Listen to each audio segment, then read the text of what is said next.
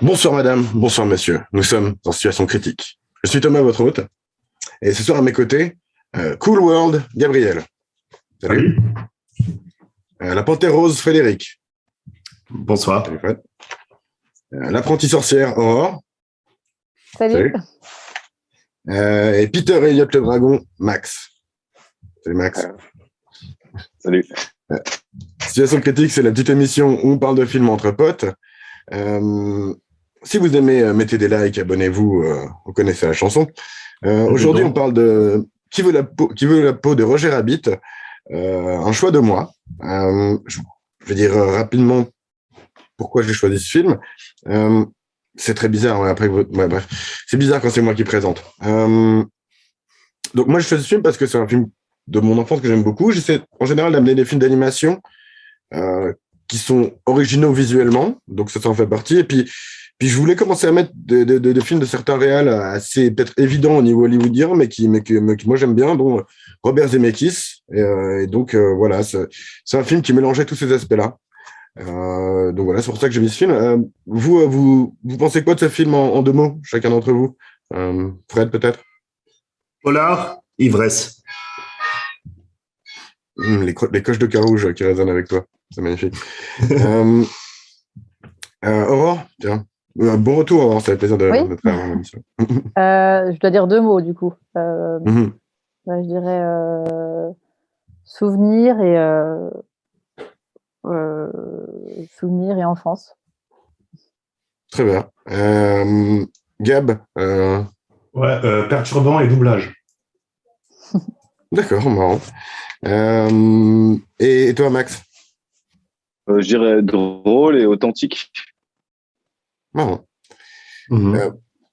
Alors, je vais rapidement vous donner la parole parce que sinon, il n'y a que moi qui parle dans cette émission quand c'est moi qui en même temps, c'est toi qui as choisi le film, tu as le droit de parler. Voilà, mais je vais vite fait faire un petit résumé de quoi il s'agit. C'est un film mélange d'animation et de prise de vue réelle. C'est une histoire de détective, de Eddie Valiant, un détective à Los Angeles dans les années 40, qui se retrouve suite à une enquête un peu de routine sur une tromperie, on va dire. Il se retrouve embellificoté dans un espèce de complot qui implique la politique de Los Angeles et de Toontown, la ville où vivent les Toons en particulier. Justement, alors moi, c'était un film de mon enfance, notamment, comme tu le disais, Aurore, dans le groupe de messages, on l'a sûrement vu ensemble à l'époque. Et je sais pas, vous, toi, Max, il me semblait que tu avais dit que toi, tu l'avais jamais vu ou il y a longtemps, ou tu t'en souvenais pas vraiment. C'est un film de ton enfance ou pas? Par contre, Thomas, en fait, normalement, quand tu présentes un film, tu parles un peu de ton film, tu l'expliques et après, on donne nos avis. Je vois pas pourquoi, normalement, on le fait tous et puis toi, tu le fais pas. Ça me paraît un peu bizarre. Je l'ai fait, en Donc, fait. Normalement, pourquoi tu as aimé ce film? Il n'y a pas eu beaucoup de détails, il m'a semblé. Non, c'est un film d'animation qui fait des trucs originaux. C'est un film de mon enfance, justement. Ça, c'était la présentation. C'est un film de Robert Zemeckis. Mais toi, tu aurais posé la question, tu aurais dit pourquoi tu as aimé ce film. Et tu n'as pas répondu à ça. Je dis pourquoi tu as choisi. Je demande pourquoi tu as choisi ce film. Et c'est ce que j'avais voulu expliquer là. Pardon, alors. Pourquoi? Non, mais voilà. Pourquoi j'aime ce film? Parce que c'est un film d'animation de mon enfance qui fait des choses visuellement uniques. Et ouais, et puis je trouve, voilà, Louis avait fait la remarque à la fin de la dernière émission qu'il avait des souvenirs de cauchemars de son enfance presque de ce film. Et c'est vrai que c'est un aspect que j'aimais aussi beaucoup quand j'étais gamin. C'était le personnage du méchant, le juge de mort en français, c'est ça? Oui. Juge Doom en anglais, qui est joué par Christopher Lloyd et qui est que moi je trouve très fun et très traumatisant justement pour les gosses. Je sais pas ce qui vous avez marqué justement dans votre enfance ou autre. Par rapport à ça. Alors, si je peux me permettre de répondre, moi, en effet, dans mes souvenirs d'enfance, c'est un des rares films que j'ai regardé parce que j'ai 3 frères et sœurs. Et on avait nos films favoris. On avait des Forrest Gump, on avait tous les films qu'on regardait, puis qui étaient un peu, ou Le Père Noël est une ordure, les films dans lesquels on avait des phrases qu'on allait ressortir et puis qu'on aimait. Genre, par exemple, on recitait Droopy, attention à la marche, monsieur, des choses comme ça. C'est dans les films qu'on a regardé énormément et aussi parce qu'ils nous ont marqué. Et je dois avouer que moi, ça a été une de mes plus grandes terreurs d'enfance. C'est ce juge terrible qui a cette voix d'ailleurs. Moi, je l'avais regardé en français. Il a la voix de comment? Attends, en français, c'est qui déjà? C'est attends, je l'avais noté de Cortex, de Minus et Cortex et de Emmett Brown. Ce qui donne un truc assez particulier, c'est-à-dire une voix assez sympathique, mais une voix en même temps assez terrifiante. Et c'est vrai qu'après, quand il se transforme, qu'il redevient un Toons, cette trempette, quand tu vois cette pauvre petite chaussure qui a l'air traumatisée, puis qui rentre dans la trempette, moi, enfant, c'était une de mes premières peurs. J'ai toujours trouvé, il y a peu de films qui m'ont fait peur, mais enfant, c'est un des films qui m'a fait vraiment peur.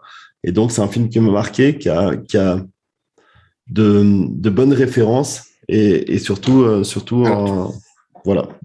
Tu dis qu'en français, c'est le doubleur de Emmett Brown, mais c'est normal, en anglais, c'est l'acteur de Emmett Brown. C'est lui aussi. Mais oui, logique, ouais. sa voix est assez incroyable. Mais moi, justement, étant gamin, j'avais pas fait le lien personnellement que c'était Doc Brown qu'on voyait dans ce film, parce que je me faisais assez peur. Je sais pas, malheureusement, je n'arrive pas à faire des écrans partagés. L'animateur ne me permet pas de faire des écrans partagés, donc je sais pas si tu peux faire quelque chose. C'est moi l'animateur. Moi, je fais que enregistrer. Je suis pas animateur. Ouais, alors, je sais pas malheureusement. Si alors attends, je peux faire partager l'écran. Non, ça va partager ton écran. Non, ça c'est mon écran. Je suis désolé Thomas, je n'ai pas cette option. Bah écoute, c'est un peu embêtant. Bah alors, est-ce que c'est un peu embêtant? Faire des partages d'images du coup. Est-ce que tu peux me passer en animateur? Avec plaisir. Si je pouvais, je le ferais avec plaisir. Partager. Tu vas à côté de tu vas sur participants et tu peux sélectionner. Désolé, hein, c'est un peu con. Désolé pour l'émission, c'est là. Non, alors participants. Ah oui, absolument. Alors là, je pense que je peux te mettre en Thomas plus nommé animateur. Je le fais de suite. Merci pour les fans. Désolé. Voilà. Ah, ça faisait longtemps les problèmes techniques. Hein. Ça faisait longtemps. Mais je pense que Gab est ravi. Ouais, bah oui, c'est notre marque de fabrique, ça. Alors, ça fait authentique, ça fait authentique. Exactement. Du coup, je me permets de partager ces images du juge de mort qui rendent assez cool, qui est très flippant comme ça, avec quand il a ses yeux perçants et rouges. Moi, quand j'étais gosse, et qui prenait cette voix très aiguë. Quand j'étais gosse, ça m'a vraiment trop mal, quoi. Et puis ouais, voilà, Christopher Lloyd qui en fait 4 tonnes, qui a ce jeu à la fois rigide et souple, qui est crédible en toon et qui a toujours le vent qui le suit partout, comme Spider-Man noir dans Spider-Man New Generation.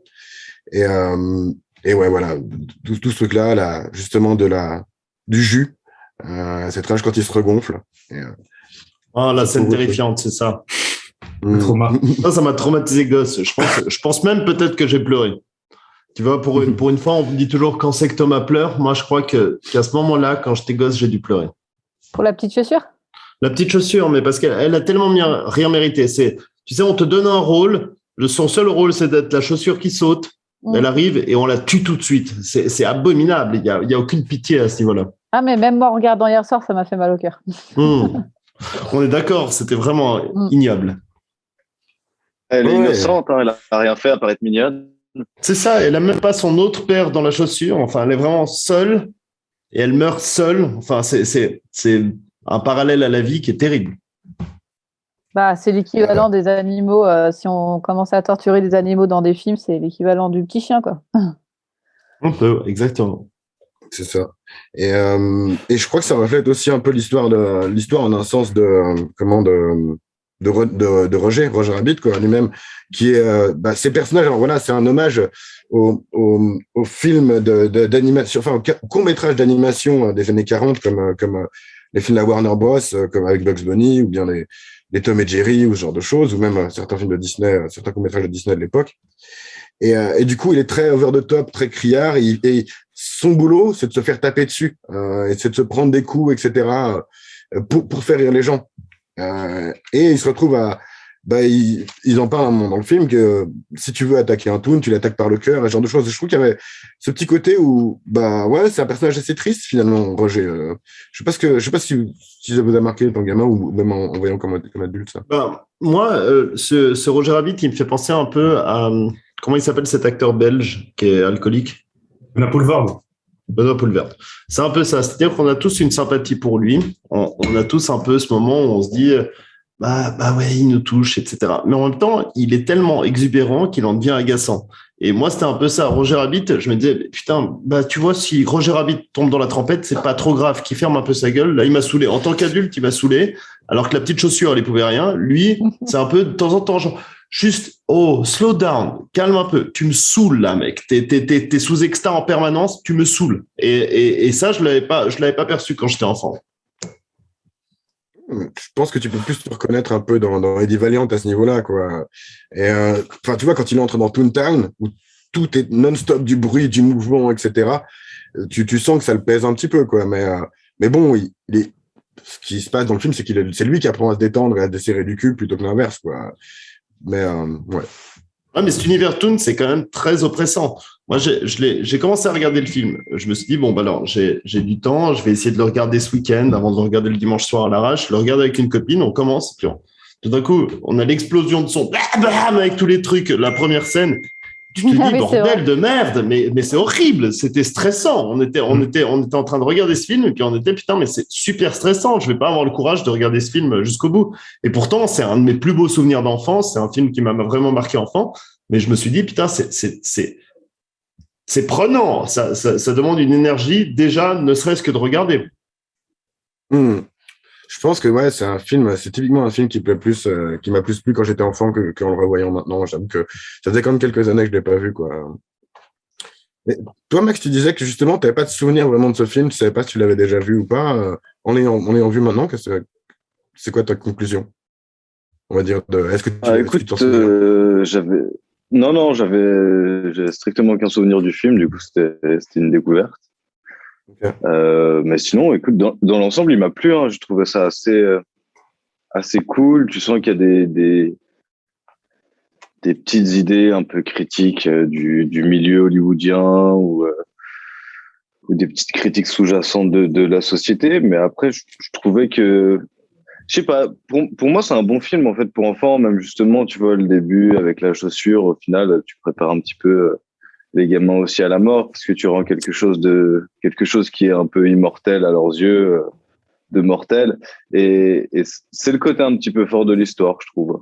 Après, justement, tu dis que c'est oppressant. Je trouve c'est plus bordélique qu'oppressant pour moi, je trouve. Et t'as peut-être ce côté-là quand t'es enfant où t'as tout qui se mélange, tout avec a plein de couleurs, mais peut-être que le côté oppressant, il est aussi juste présent pour le personnage justement qui pour lui, enfin, tu vois, c'est une terreur un petit peu de rentrer dans le monde des toons parce que son frère s'est fait tuer par un piano. Et il Ce qui est drôle en soi comme concept. Pas à l'aise avec les toons. Alors, Max, je te rejoins complètement. Je dis pas que c'est oppressant dans le sens, c'est voulu dans le film, c'est très bien réussi dans le film. Le monde des toons, justement, doit créer un peu cette animosité entre le monde réel qui est calme et posé, et puis le monde des toons, qui est censé être un univers dans lequel, justement, c'est de la déglingue absolue. Ça, je te rejoins à 1000%. C'est voulu et c'est très bien réussi dans le film. Je ne le nie pas une seule seconde. Ce que je dis simplement, c'est que quand tu rentres dans le film, et c'est d'ailleurs le but voulu du réalisateur, j'imagine, c'est que si tu te dis, je vais me regarder un film posé avec ma meuf, et puis tu arrives et t'es avec boum boum, etc., tu t'y attends pas forcément, et que c'est un peu une surprise. Et c'est vrai que sorti du monde de l'enfance, moi, j'ai dû le regarder un peu tout seul parce que c'est pas le film que tu vas regarder en couple romantique. C'est tout ce que je voulais dire. Par contre, ça n'empêche pas que c'est extrêmement réussi dans la manière de faire. C'est juste la perception que tu vas, l'état d'esprit dans lequel tu te mets par rapport au film. C'est plus ça que je dis. Je crois que le film épaissit un peu le trait là-dessus, tu vois, sur le côté. Parce que si tu revois des films des dessins animés des années 40, comme des Looney Tunes, etc., il y a beaucoup plus de souffle et de temps. Le rythme est très différent. Dans ce film, c'est très pom pom ta ta ta ta ta ta, alors que souvent les films d'animation, c'est sur de la musique un peu plus posée ou classique, on va dire, quoi. D'ailleurs, de ce point de vue-là, on a l'apparition pendant la scène du piano avec Donald et Daffy, on a la réapparition de la rhapsodie hongroise dont on avait déjà parlé dans White God. Donc voilà, c'est juste pour faire la petite référence. Et moi, il y avait beaucoup de scènes. Enfin, je sais pas si vous l'avez ressenti comme ça, mais moi, j'avais des souvenirs, j'avais des scènes qui me faisaient peur quand j'étais petite parce que je pense que je l'ai vu. Je devais être, j'étais bien plus petite que Thomas, donc. T'as 2 ans de moins, quoi. Thomas est vieux. La musique est oppressante. Ouais. La scène où il va justement où il va dans le tunnel justement pour aller dans la ville des Toons là.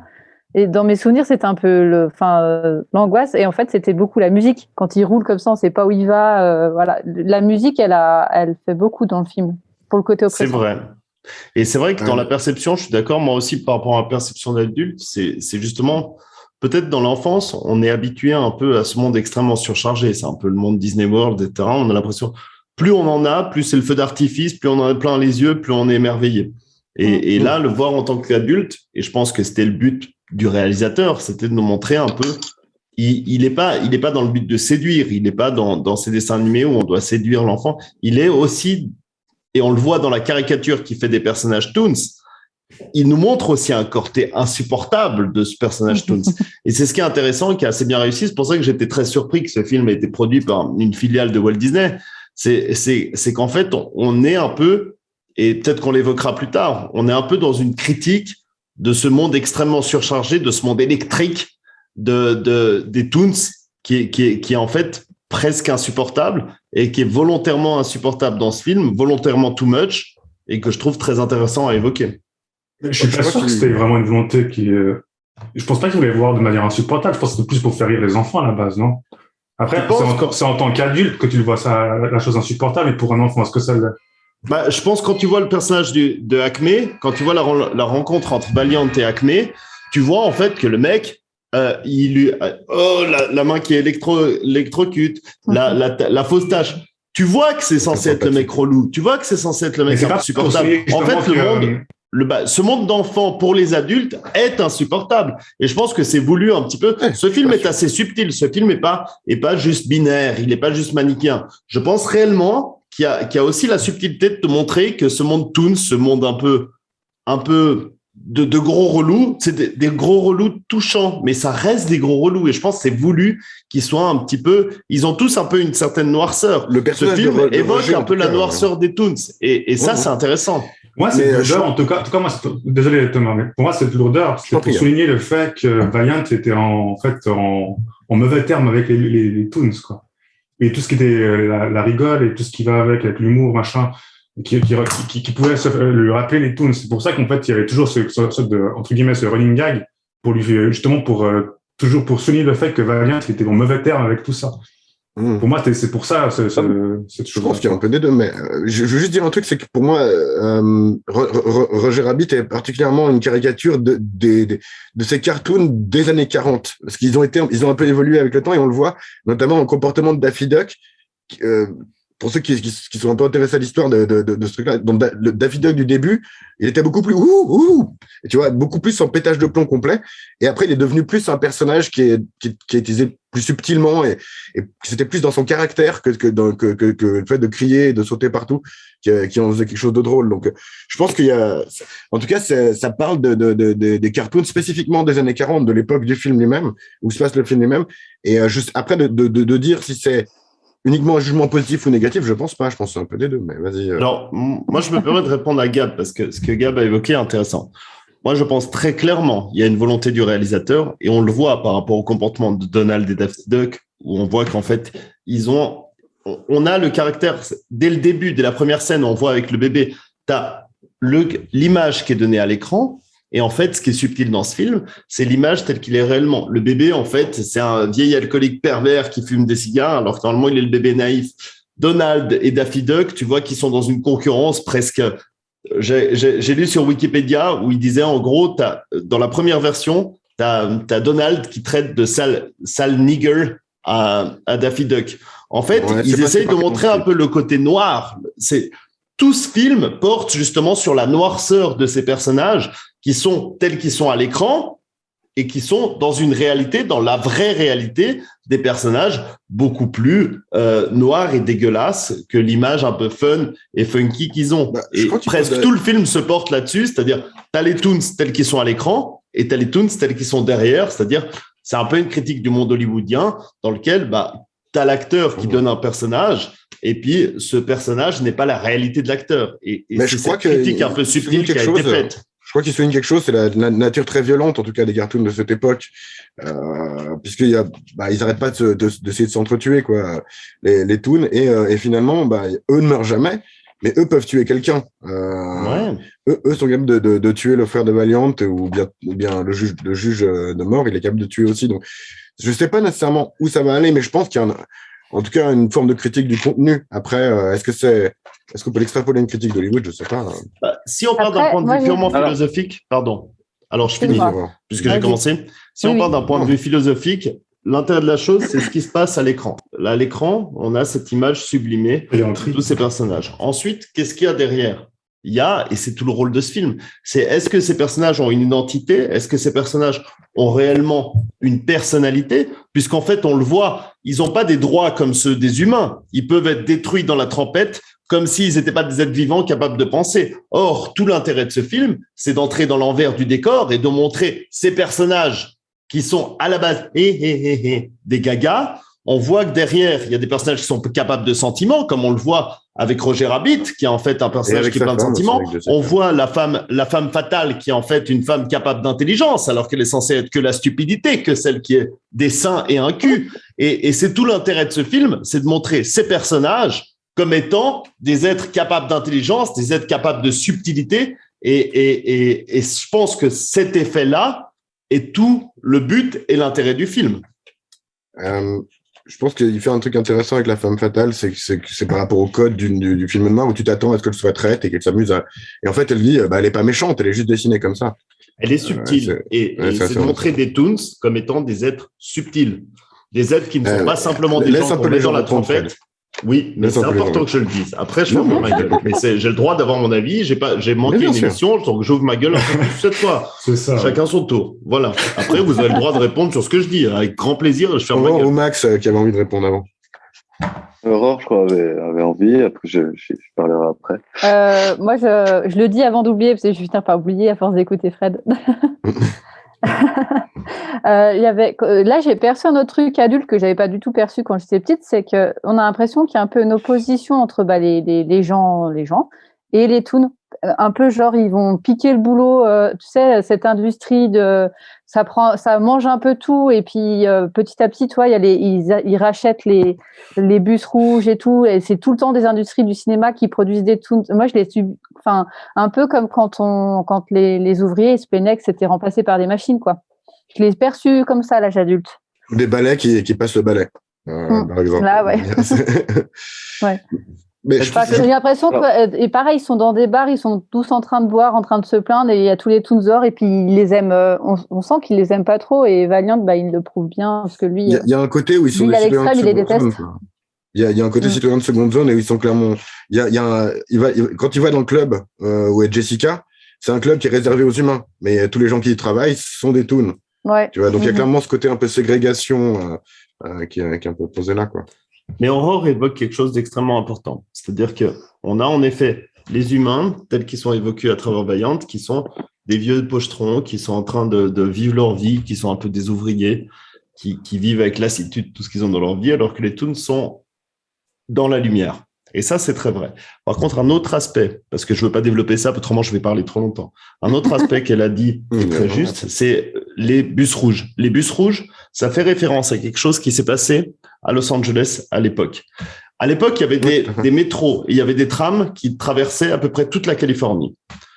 Ensuite, l'avènement du pétrole, il y a eu Standard Oil, il y a eu tout ça, toutes ces grandes compagnies qui ont fait qu'en fait, exactement ce qui se passe dans le film, c'est-à-dire elles ont acheté ces compagnies qui desservaient à peu près toute la Californie, qui étaient des services en commun, des services électriques qui servaient toute la Californie. Elles ont acheté toutes ces compagnies pour pouvoir les stopper. Et c'est ce qu'on voit à la fin avec le juge, c'est son idéal, ce qu'il souhaite. Il dit, j'aimerais des autoroutes et il décrit la pire horreur pour nous aujourd'hui, mais qui était le rêve de cette époque dans les années 60, c'est-à-dire des grosses autoroutes qui traversent la ville. C'est ce qui s'est passé. Et des grands panneaux. Je me suis renseigné sur Wikipédia, ça a réellement, parce que j'ai regardé ce qu'étaient les bus rouges, je me suis renseigné par rapport à ça. En fait, les bus rouges ont été rachetés par un consortium de compagnies pétrolières pour pouvoir les disloquer et les faire disparaître pour proposer l'avènement de la voiture. Donc, en fait, il y a dans ce film quelque chose de...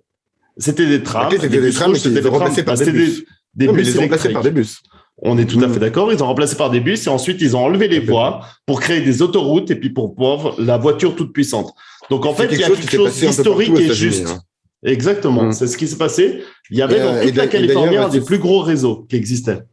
C'était le thème aussi de l'autre film noir dont on a parlé dans l'émission, qui était Brooklyn Affairs, où il y avait quasiment la même histoire, en fait. C'est une des raisons pour lesquelles j'ai mis ce film aussi. C'est l'histoire de film noir d'un mec qui découvre la corruption de l'endroit où il habite, d'un mec haut placé qui essaye de gentrifier toute une partie de la population pour construire des autoroutes.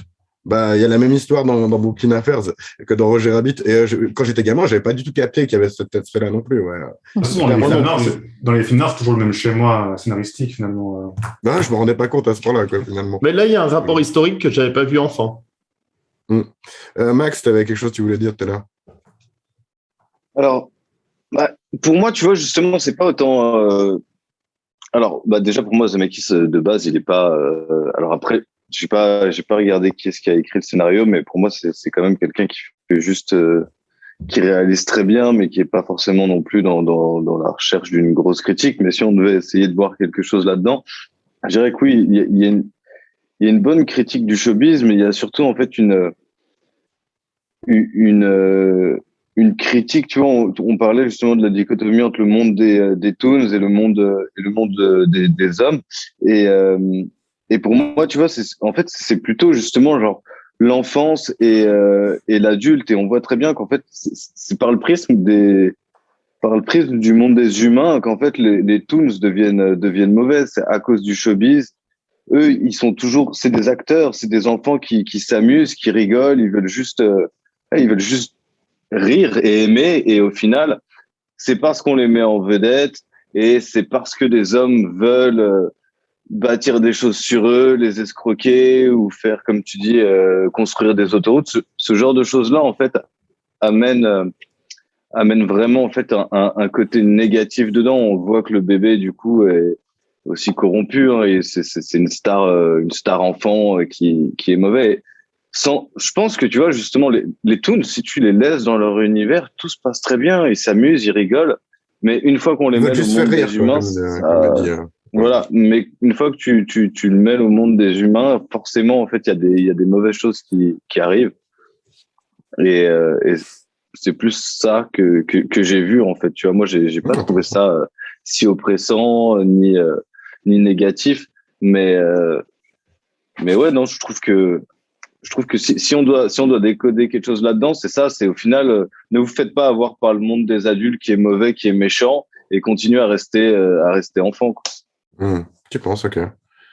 Il a parfaitement raison. C'est la condition humaine, c'est la création de l'homme qui devient noirci par la condition même de l'homme. C'est-à-dire que l'homme crée quelque chose qui est une illusion de lui-même, c'est-à-dire il crée quelque chose qui est plus grand que enfantin, qui est enfantin, qui est merveilleux, qui est un peu un rêve, mais forcément, ce monde-là va être noirci par sa condition même d'homme qui a un côté négatif et qui a un côté... ou alors par la marchandisation, peut-être, dans ce contexte-là, puisque c'est quand même justement très Hollywood, quand même, aussi. Sans dire que c'est une critique du capitalisme, parce que bon, dans les années 40 à Hollywood, il y avait aussi tout ce côté des gens qui se faisaient, alors c'est plus des années 50 dans l'occurrence, je crois, mais les gens qui se faisaient blacklister comme communistes, etc. Donc c'était aussi une critique. Macadam, c'est ça? Ouais, c'est plus tard que ça, en fait. C'est plus tard que ça. Mais ouais, peut-être. Je sais plus. Ouais. Oui, je voulais dire, entre-temps, j'ai regardé qui a écrit le scénario. C'est l'équipe du scénario de Wild Wild West et The Grinch. Donc, c'est pas des gens très notables, en l'occurrence, qui ont écrit. Alors, c'est une adaptation après. Bon, il y avait un bouquin, mec. Il y avait un bouquin. Exact. Mais apparemment, il y a très peu de choses qui ressortent qui sont également dans le bouquin. Il est très différent, apparemment. Je l'ai jamais lu, en l'occurrence. Mais après, voilà, Robert Zemeckis, j'aime bien comme réel. Je trouve qu'il fait comme des trucs, en général, qui ont assez tendance à être... comment dire... entraînant, peut-être. C'est bizarre de choisir ce terme-là. J'ai oublié de le dire tout à l'heure, mais celui qui fait la musique, c'est Alan Silvestri, qui est le même qui fait la musique sur beaucoup de films de Zemeckis, comme Retour vers le futur. Hein? Retour vers le futur, mais j'allais dire comme Tom Hanks, tu vois. Mais Tom Hanks, c'est pas un film de Robert Zemeckis, même si des fois on pourrait le croire. Quoi. Mais il faut aussi justement la musique de Forrest Gump, et probablement aussi. Il faut aussi la musique de Avengers, en l'occurrence. D'accord, ça n'a pas grand-chose à voir. Mais moi, c'est un réalisateur. C'est le monde aussi. Ouais, sûrement. Je trouvais plus le thème, je trouvais plus le titre. Et c'est un réalisateur que j'aime bien, je trouve qu'il fait des trucs assez entraînants. Après, c'est vrai que c'est rarement des grandes critiques. Après, je pense que tu vois, mon Retour vers le futur, tu peux sûrement y voir des critiques, à nouveau, de l'évolution de la société de son point de vue, entre les années 50 et 80, hein, ce qui est quand même un truc assez vendeur à vendre aux gens, hein, aussi, la nostalgie. Donc, c'est un thème qui est aussi présent dans Qui veut la. Non, mais je pense que de toute façon, quand tu réalises quelque chose, c'est intéressant de mettre plein de références et d'essayer vraiment de construire ton scénario et ton histoire avec des rapports au monde réel. Mais c'est pas non plus quelqu'un qui a forcément, je trouve, toujours un point de vue ou des idées vraiment à défendre, tu vois. Il intègre ça parfaitement dans ses scénarios, mais pour moi, ça reste quand même du divertissement. Non, voilà, Seul au monde, ça fait un peu gros, c'est un peu une grosse pub FedEx en un sens. Donc c'est vrai qu'il y a un peu ce côté-là, c'est pas le mec le plus engagé du monde, je pense, en effet. Après, je sais pas aussi, hein, je sais pas combien ils leur ont filé de budget FedEx aussi. Hein, c'est sûrement un gros sponsor qu'ils ont eu pour le film, donc ça aide. Malheureusement, t'es un peu souvent obligé de mettre, ton petit placement de produit pour le million, quoi. Je suis pas du tout d'accord avec toi, Max. Je trouve que la FedEx, on est complètement d'accord. La pub FedEx, moi j'ai toujours appelé ce film FedEx d'ailleurs, parce que c'est tout ce qu'on voit dans ce film, dans Seul au monde. Et puis il y a ce ballon à la con. Enfin, ce film est insupportable à ce niveau-là. C'est aussi une pub Wilson. Ça, oui, Wilson aussi, exactement. C'est pour ça que je dis ça. Mais là, on va quand même dans quelque chose de plus profond. Je vais revenir sur 2 points. Le premier point que tu as évoqué par rapport à la musique, qui m'a fait ce que tu as dit, Thomas, qui fait rebondir à ce que disait Aurore. Qu'est-ce qu'elle a dit, Aurore? Elle a dit, moi, ces musiques, elles m'ont marqué.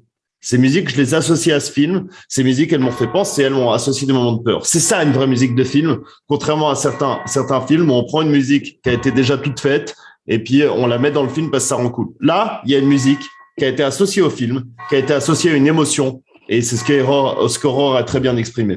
Ensuite, sur le second point, être une pub et puis être un réalisateur qui veut pas dire grand-chose, je suis pas du tout d'accord. Parce que, peut-être, je suis pas tout à fait d'accord, j'exagère.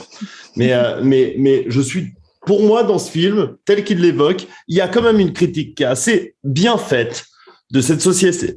On repart dans les années 30 pour critiquer un peu la société telle qu'elle était à l'après-guerre, où on avait le choix de décider comment on veut faire notre monde, comment on veut faire notre société, et on l'a fait de telle manière. On a choisi les autoroutes, on a choisi le tout-voiture, on a choisi toute cette merde, l'individualisme d'une certaine manière. Alors qu'en fait, là, on était à la croisée des chemins où on n'était pas dans l'individualisme. On pouvait choisir, on pouvait avoir les toons, tout ce monde un peu funky, ce monde après l'horreur de la guerre. On sort dans quelque chose qui était l'association. Je vais un peu loin, mais je suis un peu bourré, donc c'est vrai que je m'émerveille. Mais on sortait de la grisaille, on sortait de la mort, et c'est qu'a été tous ces dessins animés de cette époque. Les toons, c'était on sort de la grisaille et du côté mortifère de la Seconde Guerre mondiale pour quelque chose de peut-être un peu trop exubérant. Et c'est ce que j'ai dit. On est quand même avant l'engagement des États-Unis dans la guerre, a priori. On s'en fout. Là, je donne mon avis. Après, pas d'accord. Voilà. Tu me corrigeras après. Là, c'est mon côté philosophique. Donc, on sort de ça, on sort de la grisaille et du côté mortifère de la guerre pour arriver dans quelque chose qui est l'exubérance la plus absolue, la folie, la fête, le renouveau de la vie, en fait. Et moi, c'est comme ça que je vois ce film. C'est un peu le renouveau de la vie contre la grisaille, contre la violence. Et ce qu'exprime ce juge, c'est vraiment le retour à la chape de pierre, la chape de plomb. Et c'est comme ça que je le vois, moi, ce film. C'est un peu. Pour moi, il est très années 40, justement. Il est très pré-guerre comme film. Pré-guerre, c'est la même folie. La même folie de l'après-guerre, c'était justement l'après-Première Guerre mondiale. On est exactement dans le même état d'esprit. Mais ce que je veux dire, c'est que, il met après-guerre ou pré-guerre? Avant-guerre. J'ai fait exprès. Après-guerre, c'était le jeu de mots. C'est-à-dire après-guerre 14-18 et pré-guerre mondiale. Excuse-moi d'avoir un peu de subtilité. Ouais, désolé. Mais grand maître Fred, désolé. Attention, t'es bon, chéri. Pour moi, justement, il met clairement en contraste le film noir et ce côté très sombre qui plaisait beaucoup et qui peut toujours plaire beaucoup de nos jours, d'ailleurs. face au cartoon. Et puis, juste le truc que je vois, un truc politique que j'ai pas pensé nécessairement avant de le revoir, ça se finit par un mur qui se casse. Et c'est comme un film qui a été fait en 1988, où les deux côtés du mur se retrouvent et peuvent enfin traverser. Donc, c'est un peu avant le mur de Berlin. Ils ont été visionnaires, c'est ça que tu veux dire? Ils ont été visionnaires. Ils y ont peut-être pensé, en tout cas. Je parle énormément. Après, je vais me taire, je vous promets. Je vous assure. Ce film, je l'attends. On n'y croit pas. Non, mais c'est super intéressant comme point de vue, Fred. Je trouve que c'est super intéressant de développer à ce point. Max. Après, par contre, alors je finis. Je finis. Tu finis jamais. Les gens vont dire. Donc, en effet, non, mais parce que je rebondis sur ce qu'a dit Thomas. Thomas a dit quelque chose de très juste. Il dit, justement, les films des années 40. Au contraire, justement, il y a une référence à ces films des années 40. Les films des 40, c'était quoi? C'était le noir et blanc. Il y a, avec Betty Boop, quand elle est dans ce bar, elle dit, il n'y a plus vraiment de temps pour moi. Il n'y a plus vraiment de temps pour le noir et blanc. Et c'est justement ça. Ça va dans le sens de ce que je dis. Ça va dans le sens de ce que je, voilà, ça va dans le sens de ce que je dis, c'est-à-dire le retour à la couleur, le retour à la vie, le retour au bonheur après l'horreur de la guerre. Voilà. Maintenant, je te laisse parler, Max. Et je me tais pendant un moment, je vais te laisser.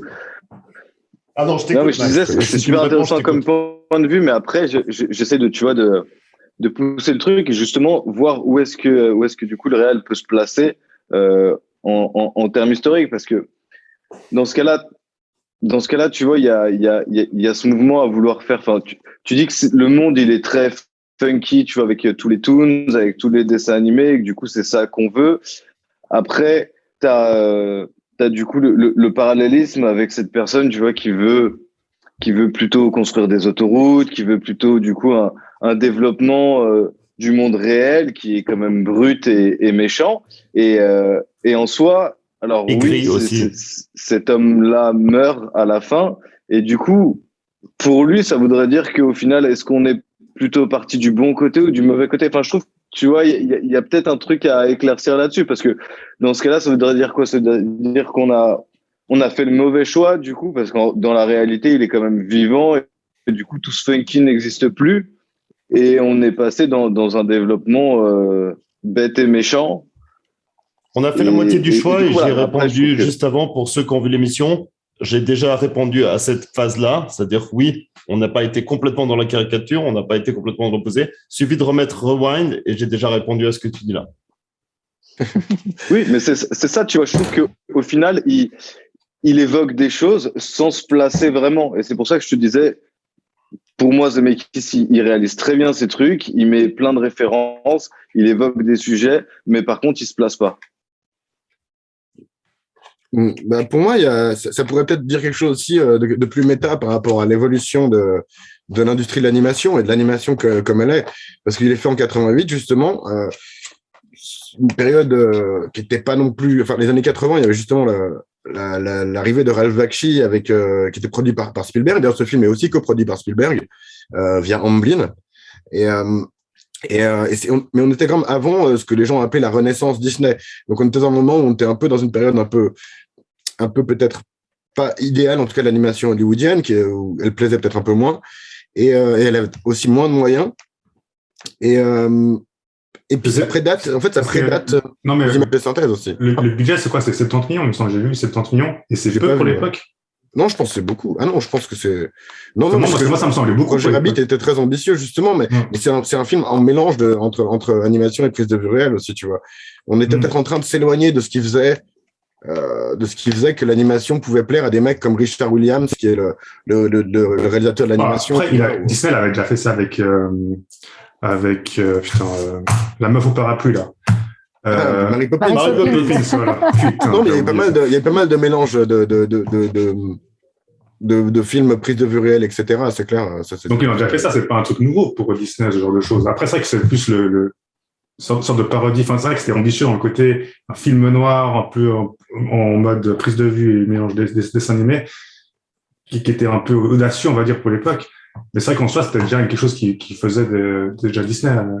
Absolument. Non, ce que je veux dire, c'est déjà quelque chose qui se faisait et en soi, si par exemple, justement, pour reprendre la phase de Mary Poppins 88, au contraire, on est plus dans on parle, en fait, vu c'est une époque où on commence à faire des effets spéciaux et du coup, voilà, on est passé du noir et blanc au cartoon couleur est-ce que bientôt, en fait, il y aura plus de temps pour les dessins animés, il y aura plus que de l'image de synthèse? C'est ce qui se passe aujourd'hui. C'est plus comme ça que je le vois, même s'il n'y avait pas encore d'image de synthèse en 88. C'est ça, c'est toujours plein de petites références, plein de petites idées mises, mais après, sans forcément pousser l'idée plus que ça. Mais tu vois, je voulais revenir sur ce truc dont tu as parlé avec Betty Boop tout à l'heure, Fred. Elle lui dit qu'on n'avait plus le temps pour elle maintenant que c'est dans noir et blanc. Et puis elle dit, mais tu sais, en anglais, elle dit I still got it, tu vois. Puis lui, il dit, ouais, je te crois, mais en mode genre, bah putain, c'est dommage pour toi que ta carrière se continue pas et que tu te retrouves à bosser dans ce bar pourri plutôt que de pouvoir. Donc pour moi, il y a. C'est un peu empathie, compassion. Ouais, voilà. On voit quand même que c'est, bah écoute, ouais, c'est cool que tu gardes espoir, mais on est d'accord, c'est mort, quoi. Tu lui dis, t'es toujours aussi belle, etc. C'est un peu, c'est un peu comme parce qu'il sait que ce qu'elle fait ne plaît plus à l'époque de la couleur, comme ce que fait Roger Rabbit ne plaît presque déjà plus en 1988. Parce que moi, quand j'étais gamin, je regardais beaucoup de Warner Brothers, etc. Et c'est peut-être pas le cas de tout le monde, mais de nos jours, c'est très peu que les gosses regardent ce genre de dessin animé, finalement. Écoute, moi, j'ai trouvé qui, justement, au contraire, tu vois, c'était plus, bah, c'est vraiment dommage parce que, genre, moi, je kiffe Betty Boop, je kiffe le noir et blanc, c'est son enfance. Il a vraiment, enfin, je vois qu'il aime vraiment Betty Boop, mais par contre, dès qu'on ouvre les rideaux, il se fait sublimer par le dessin animé couleur. Bah, moi, j'ai pas cette impression. Je pense que tu fais pas le distinguo, Max, entre ce qu'aime le personnage et ce qu'aime le monde. Et ce qui est très important de voir, c'est justement, il y a ce personnage qui reste encore attaché. Et c'est pour ça qu'au final, il aide les Toons, qui reste attaché à ce monde un peu, qui est déjà désuet, qui est déjà un peu obsolète, et que le monde est déjà passé à autre chose. D'ailleurs, le monde se fout de ce qui arrive aux Toons à la base. C'est un peu un monde à part, c'est un monde qui a été créé, c'est un monde qui est dans un univers différent, mais qui n'est plus. Et c'est ça toute la nostalgie du truc. Eddie, à la base, il en a quelque chose à foutre des Toons. On a un très court montage où d'ailleurs, ils font un truc assez impressionnant, mais qui est assez discret. Le truc commence la nuit, tu es sur Eddie à son bureau, et il passe sur des... Alors, c'est impressionnant, pas tant que ça, parce qu'il suffit juste de couper, mais il passe sur des coupures de journaux et des trucs comme ça. Et c'est là qu'on découvre que lui et donc le père d'Eddie Valiant était un clown. Et que quand Eddie et son frère sont entrés dans la police, mais ils sont nommés les clowns, et ça faisait partie des rares mecs qui prenaient les affaires des toons à la base. Donc, c'est vraiment à la base, avant qu'un toon tue son frère, c'était un des rares mecs justement qui les respectait et qui les appréciait en tant qu'égaux, en tout cas, ou en tant que personnes qui ont des droits, de pas se faire complètement Dingo accusé d'espionnage, les neveux de Donald kidnappés, ce genre de trucs, c'est lui qui résout ces affaires. Et t'as raison, même sur leur photo de police, ils ont des nez de clown. C'est ce qui est dit justement, c'est montrer que eux étaient déjà encore un peu dans ce rapport à ça, à un monde qui est totalement ignoré, qui est totalement méprisé d'une certaine manière aujourd'hui. Et ils viennent toujours vers Vaillante et Vaillante, un monde qui n'existe plus, un monde dont Vaillante et Vaillante, un des Vaillantes n'existe plus, l'autre est devenu complètement alcoolique. On voit que c'est un monde qui est d'un autre temps. Même en 88, je pense que c'était déjà cet esprit, parce que les dessins animés, même Thomas, peut-être qui est un peu nostalgique de ces choses-là, les a regardés, mais même en 88, c'était déjà un univers qui n'avait plus lieu d'être, ce côté un peu fantasque de ces dessins animés, et ils n'ont pas eu Tom et Jerry, mais pour moi Tom et Jerry est vraiment l'exemple parfait de ce genre de choses. C'est un monde qui est un peu obsolète, et je crois que c'est voulu qu'on joue la carte de cet obsolète. Maintenant plus personne connaît les Toons. C'est pas beaucoup fait mieux, quoi. Non, ils ont fait Space Jam 2, hein, mais je sais pas si cette idée elle est vraiment dans le film lui-même. Je veux pas dire pertinent, mais enfin 88, tu vois, t'es en pleine époque des Toons, au contraire, tu vois. Non. Faire une critique sur ce monde est obsolète. Mais non, vraiment, 88, mec, Max.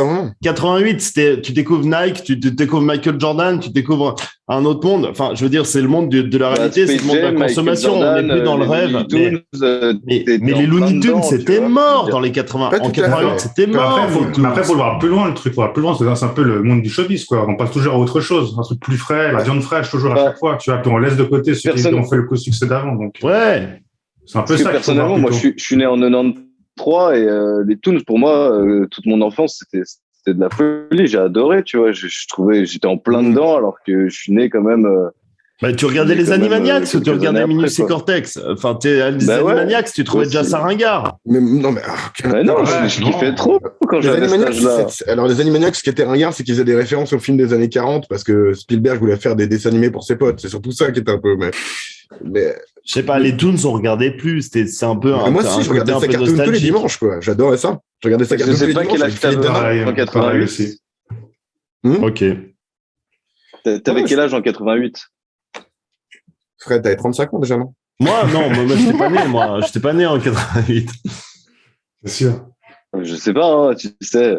Mais, non, mais après, justement, on n'a pas tous les mêmes références là-dessus. Moi, perso, les Looney Tunes, ça reste mon enfance, quoi. Les Disney, les Looney Tunes, c'est à donf, quoi, quand j'étais petit. Non, pareil, les Looney Tunes, j'en ai bouffé, j'adorais ça. Et même en tant qu'adulte, je trouve qu'il y en a à revoir. Je trouve beaucoup moins. Le côté que tu trouves insupportable au personnage de Roger est beaucoup moins présent dans un vieux Bugs Bunny parce que c'est beaucoup mieux écrit, beaucoup plus subtil et c'est fait pour être plus drôle. Là, Roger, comme tu disais, je pense qu'il a un côté où il est fait pour être un peu caricaturé là-dessus, quoi. Mais je pense que la première scène qui a 88, attends, 88, c'était pas encore mort les cartoons. Par contre, on n'en produisait plus des comme ça. On n'en produisait plus des courts-métrages de 5 minutes faits pour le cinéma avec un budget pareil. Ça se faisait plus à l'époque. Ça fait même des années que c'était mort. C'est des choses qui sont mortes dans les années 60 avec l'avènement de la télévision. Et les cartoons ont beaucoup baissé de budget par rapport à l'époque des Bugs Bunny et des Daffy Duck qui passaient au ciné, justement. Et ça n'existait plus. Donc, je pense qu'il y a soit une nostalgie, soit une critique du fait que ça se fait pas, mais ça se fait plus. Mais en tout cas, c'était mieux avant. Il y a un petit côté comme ça pour moi dans ce. En tout cas, moi, d'ailleurs, il a vraiment été reçu. Enfin, il a fait un succès de triomphe. Tu vois, le film Roger Rabbit, il a fait quand il est sorti la première fois, il a fait 349 millions au cinéma, de box-office, quoi. Donc c'est, pour cette époque-là, j'ai envie de dire. C'est assez exceptionnel, tu as 349 millions et c'est quoi? C'est 154 millions rien qu'aux États-Unis.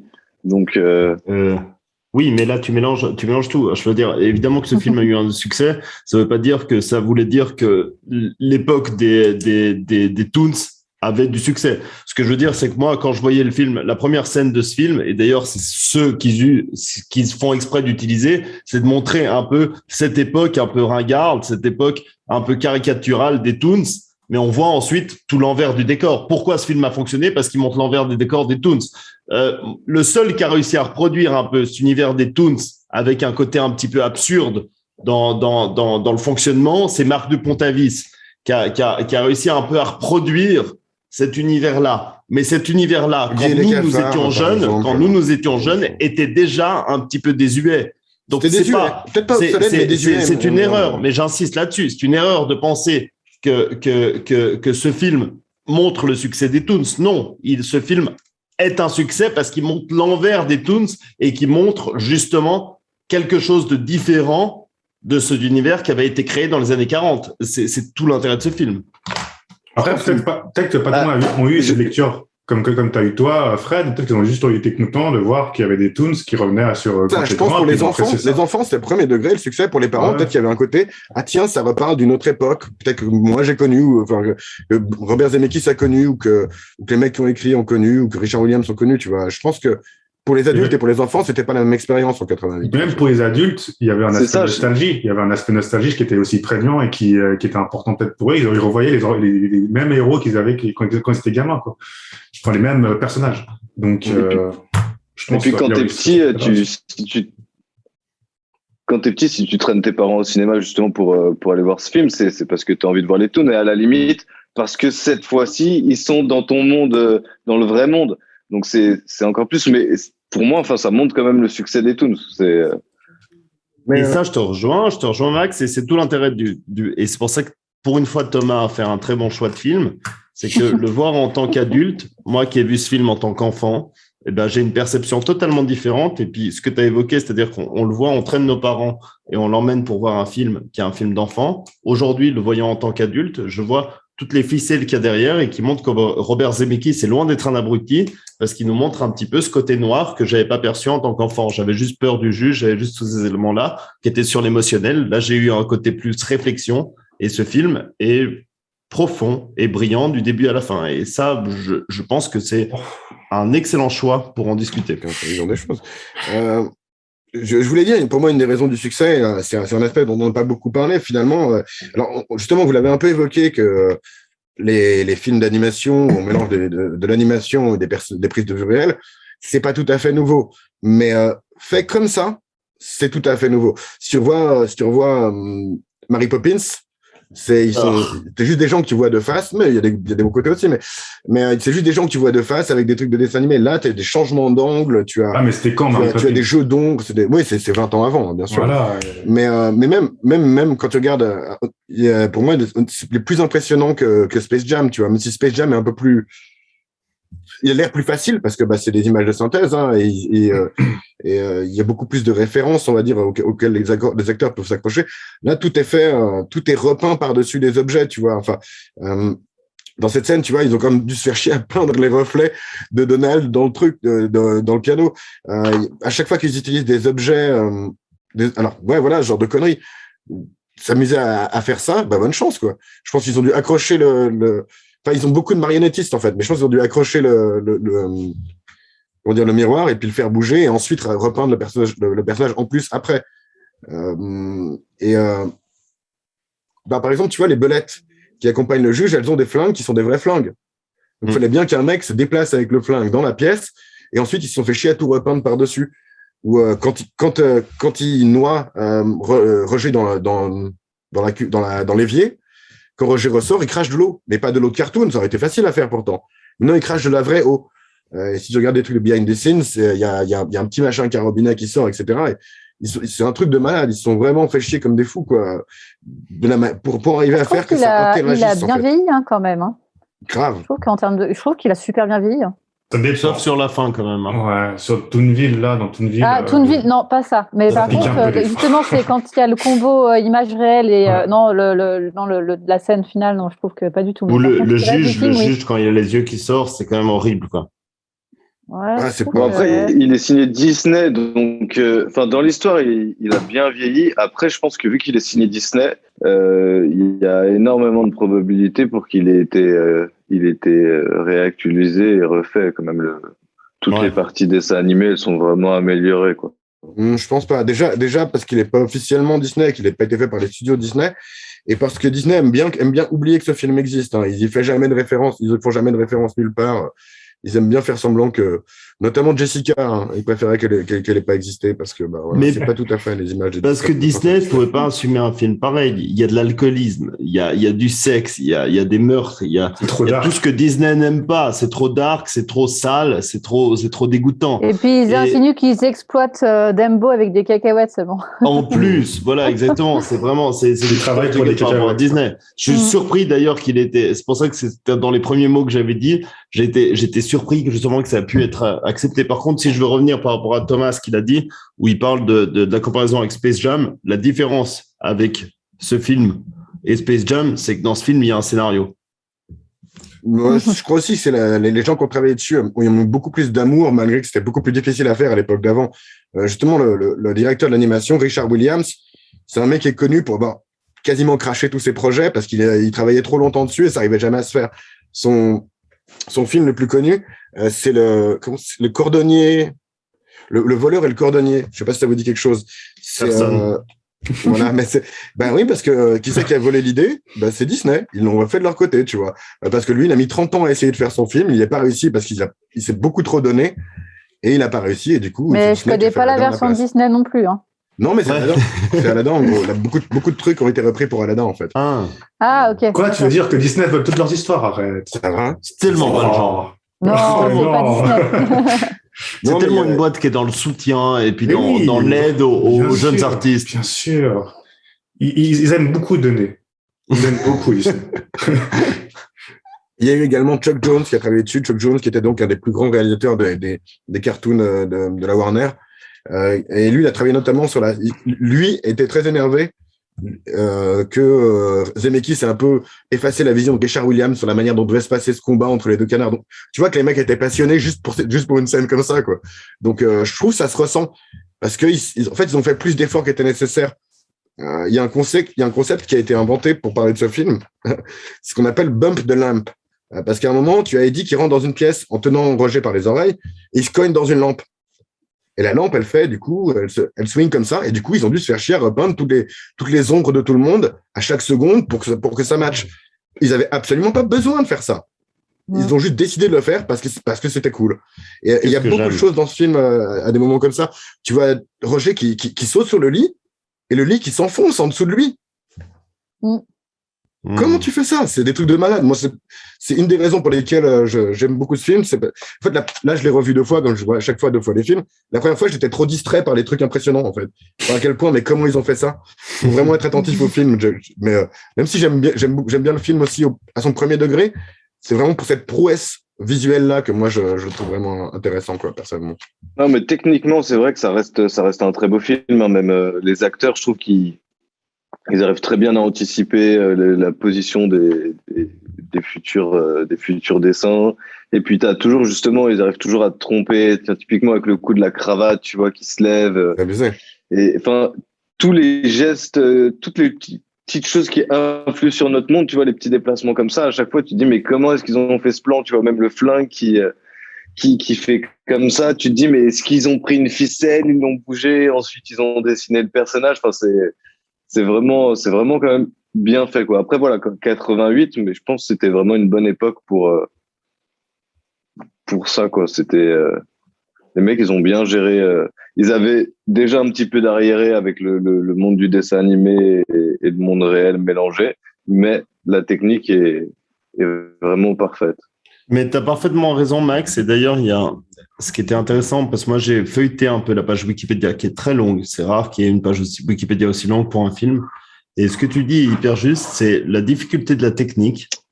D'ailleurs, il y a un réalisateur hyper connu, j'ai oublié son nom, mais je pense dans les commentaires, tous les fans qui nous suivent nous mettront quel est le nom de ce réalisateur, qui a refusé le projet, justement parce que, techniquement, il s'est dit que c'était pas réalisable. Et pourtant, c'est un des grands noms du cinéma, et qui a dit, je ne veux pas faire ce film parce que techniquement, c'est impossible de pouvoir le lier. Et c'est vrai qu'ils l'ont quand même plutôt bien fait. Tom Hanks l'a décrit comme le film le plus difficile jamais réalisé. Mais bon, ça, voilà, c'est son Tom pote. Hanks. Oui. Mais quel rapport avec Tom Hanks? Parce que c'est son pote, Robert Zemeckis. Mais tu vois, il y a quelques trucs de behind the scenes qui sortent, tu vois. Là, c'est quand il a Roger sous son manteau, ils ont fait ça comme ça, tu vois. Ça, c'est quand il conduit la voiture. Parce que génial. Il va faire, quoi. Là, j'avais imaginé un truc comme ça pour la bagnole. Ils ont dessiné par-dessus. Ouais, parce que le mec, il a vraiment sa cravate qui va dans le vent, etc. Donc, c'est ouf les trucs qu'ils ont fait.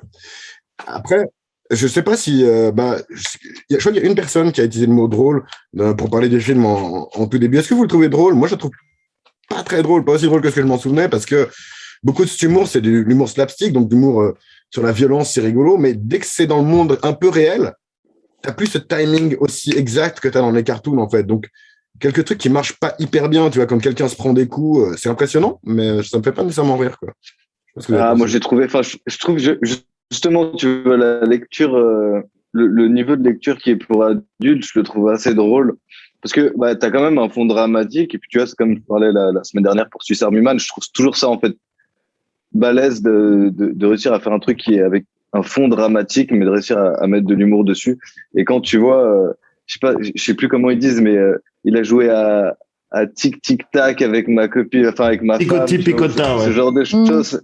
Voilà, picota avec ma femme, enfin tu vois, genre je trouve, voilà, tu vois, t'es un enfant, tu dis ok, et il a joué à picota avec sa femme, et quand t'es un adulte, tu rigoles bien, quoi. Non, mais oui, il y a quelques gags assez drôles dans les trucs de concept du film, justement. Alors, justement, moi, pour répondre à ce que tu dis, Thomas. Attends, juste un truc, vous remarquez un truc. Alors, tu poses des questions et tu veux pas de réponse, c'est très agréable, mais je te laisse parler. Alors, je voulais juste dire que dans ce moment de Picoti Picota, comme ça a été fait avant que le film soit filmé, le modèle de Jessica Rabbit n'est pas tout à fait le même. Voilà, dans ces photos-là. Là, elle a une sale gueule sur la photo que t'as mis, hein. Ouais, c'est pas la pire, je crois. Mais vas-y, Fred. Justement, le fait de Picoti Picota, c'est ce qui est très intéressant, c'est que ça montre justement le côté un peu enfantin, grotesque, absurde qu'il peut y avoir là-dedans. Et pour revenir à la question que tu as posée, c'est quel était l'humour là-dedans et comment on percevait l'humour là-dedans. Et moi, c'est vrai que justement, c'est tout le talent d'équilibriste qu'il y a dans ce film. C'est que moi, je l'ai vu en tant qu'enfant et c'était dans un de mes films cultes d'enfant où je me suis dit, ça me faisait rire. Autant Roger Rabbit, je le trouve un peu lourd et je pense que je le trouvais déjà un peu lourd enfant. Mais par contre, je trouvais d'autres personnages annexes extrêmement drôles, extrêmement bien finis. Comme je disais tout à l'heure, Droopy, que je trouve incroyable dans ce film. Je trouve Droopy, mais fabuleux. Juste cette scène de l'ascenseur, je peux me la mettre en repeat tellement je la trouve drôle. Et ça, je trouve extraordinaire et génial.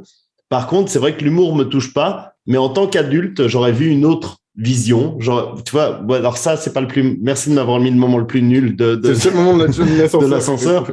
Oui, mais je parlais de Droopy, le mec tout écrasé, ça c'est lourd. Et voilà, il y a des moments lourds. Par contre, ce qu'il y a dans ce film et qui est brillant, c'est que tu vois aussi tous les aspects que j'avais pas réalisés. C'est pour ça que je te remercie Thomas de m'avoir permis de revoir ce film. C'est que j'ai vu tous ces aspects, j'ai découvert l'historique des bus rouges, j'ai découvert un peu l'historicité de ce film, le côté un peu plus philosophique, le côté un peu noir que j'avais pas perçu, où je voyais même au sein du juge quelque chose juste un méchant. Parce que quand t'es enfant, tu vois un méchant. Là, j'ai vu la subtilité qui avait été créée. Donc non, ce film, c'est très rare d'avoir le talent d'équilibrisme, de pouvoir faire un film qui plaît aux enfants, qui va pas voir tous les aspects, et pouvoir plaire aux adultes qui vont voir des aspects un peu plus profonds, sans tomber dans un extrême ou l'autre. Et ce film est assez brillant. Ouais. Je crois que c'est mon genre de film préféré parce que je reste quand même quelqu'un de... quand je regarde du cinéma, je reste parfois un peu un enfant dans mon cœur. Ouais. J'aime bien quand même qu'il y a un petit peu une profondeur derrière, mais ouais, j'aime bien ce genre de film. On t'a pas demandé d'ailleurs si t'avais pleuré. Non, j'ai pas pleuré. Mais justement, par contre, je voulais laisser les gens finir de répondre à la question. Aurore, t'as trouvé drôle, toi, à voir en tant qu'adulte ? Moi, j'ai pas ri au même moment, du coup. Les trucs que je trouvais drôles quand j'étais gamine, maintenant, c'est bon, c'est passé. Par contre, il y avait des trucs qui étaient totalement absurdes et c'est peut-être ça qui m'a fait le plus rire, typiquement. Quand ils sont dans le taxi et que l'autre il lui dit tire sur le levier et puis il fait c'est lequel et qu'il y a le panneau qui sort en disant espèce là crétin, alors que en fait il contrôle tout mais il peut pas toucher ce levier, tu vois. Ça c'est le genre de truc qui m'a fait rire.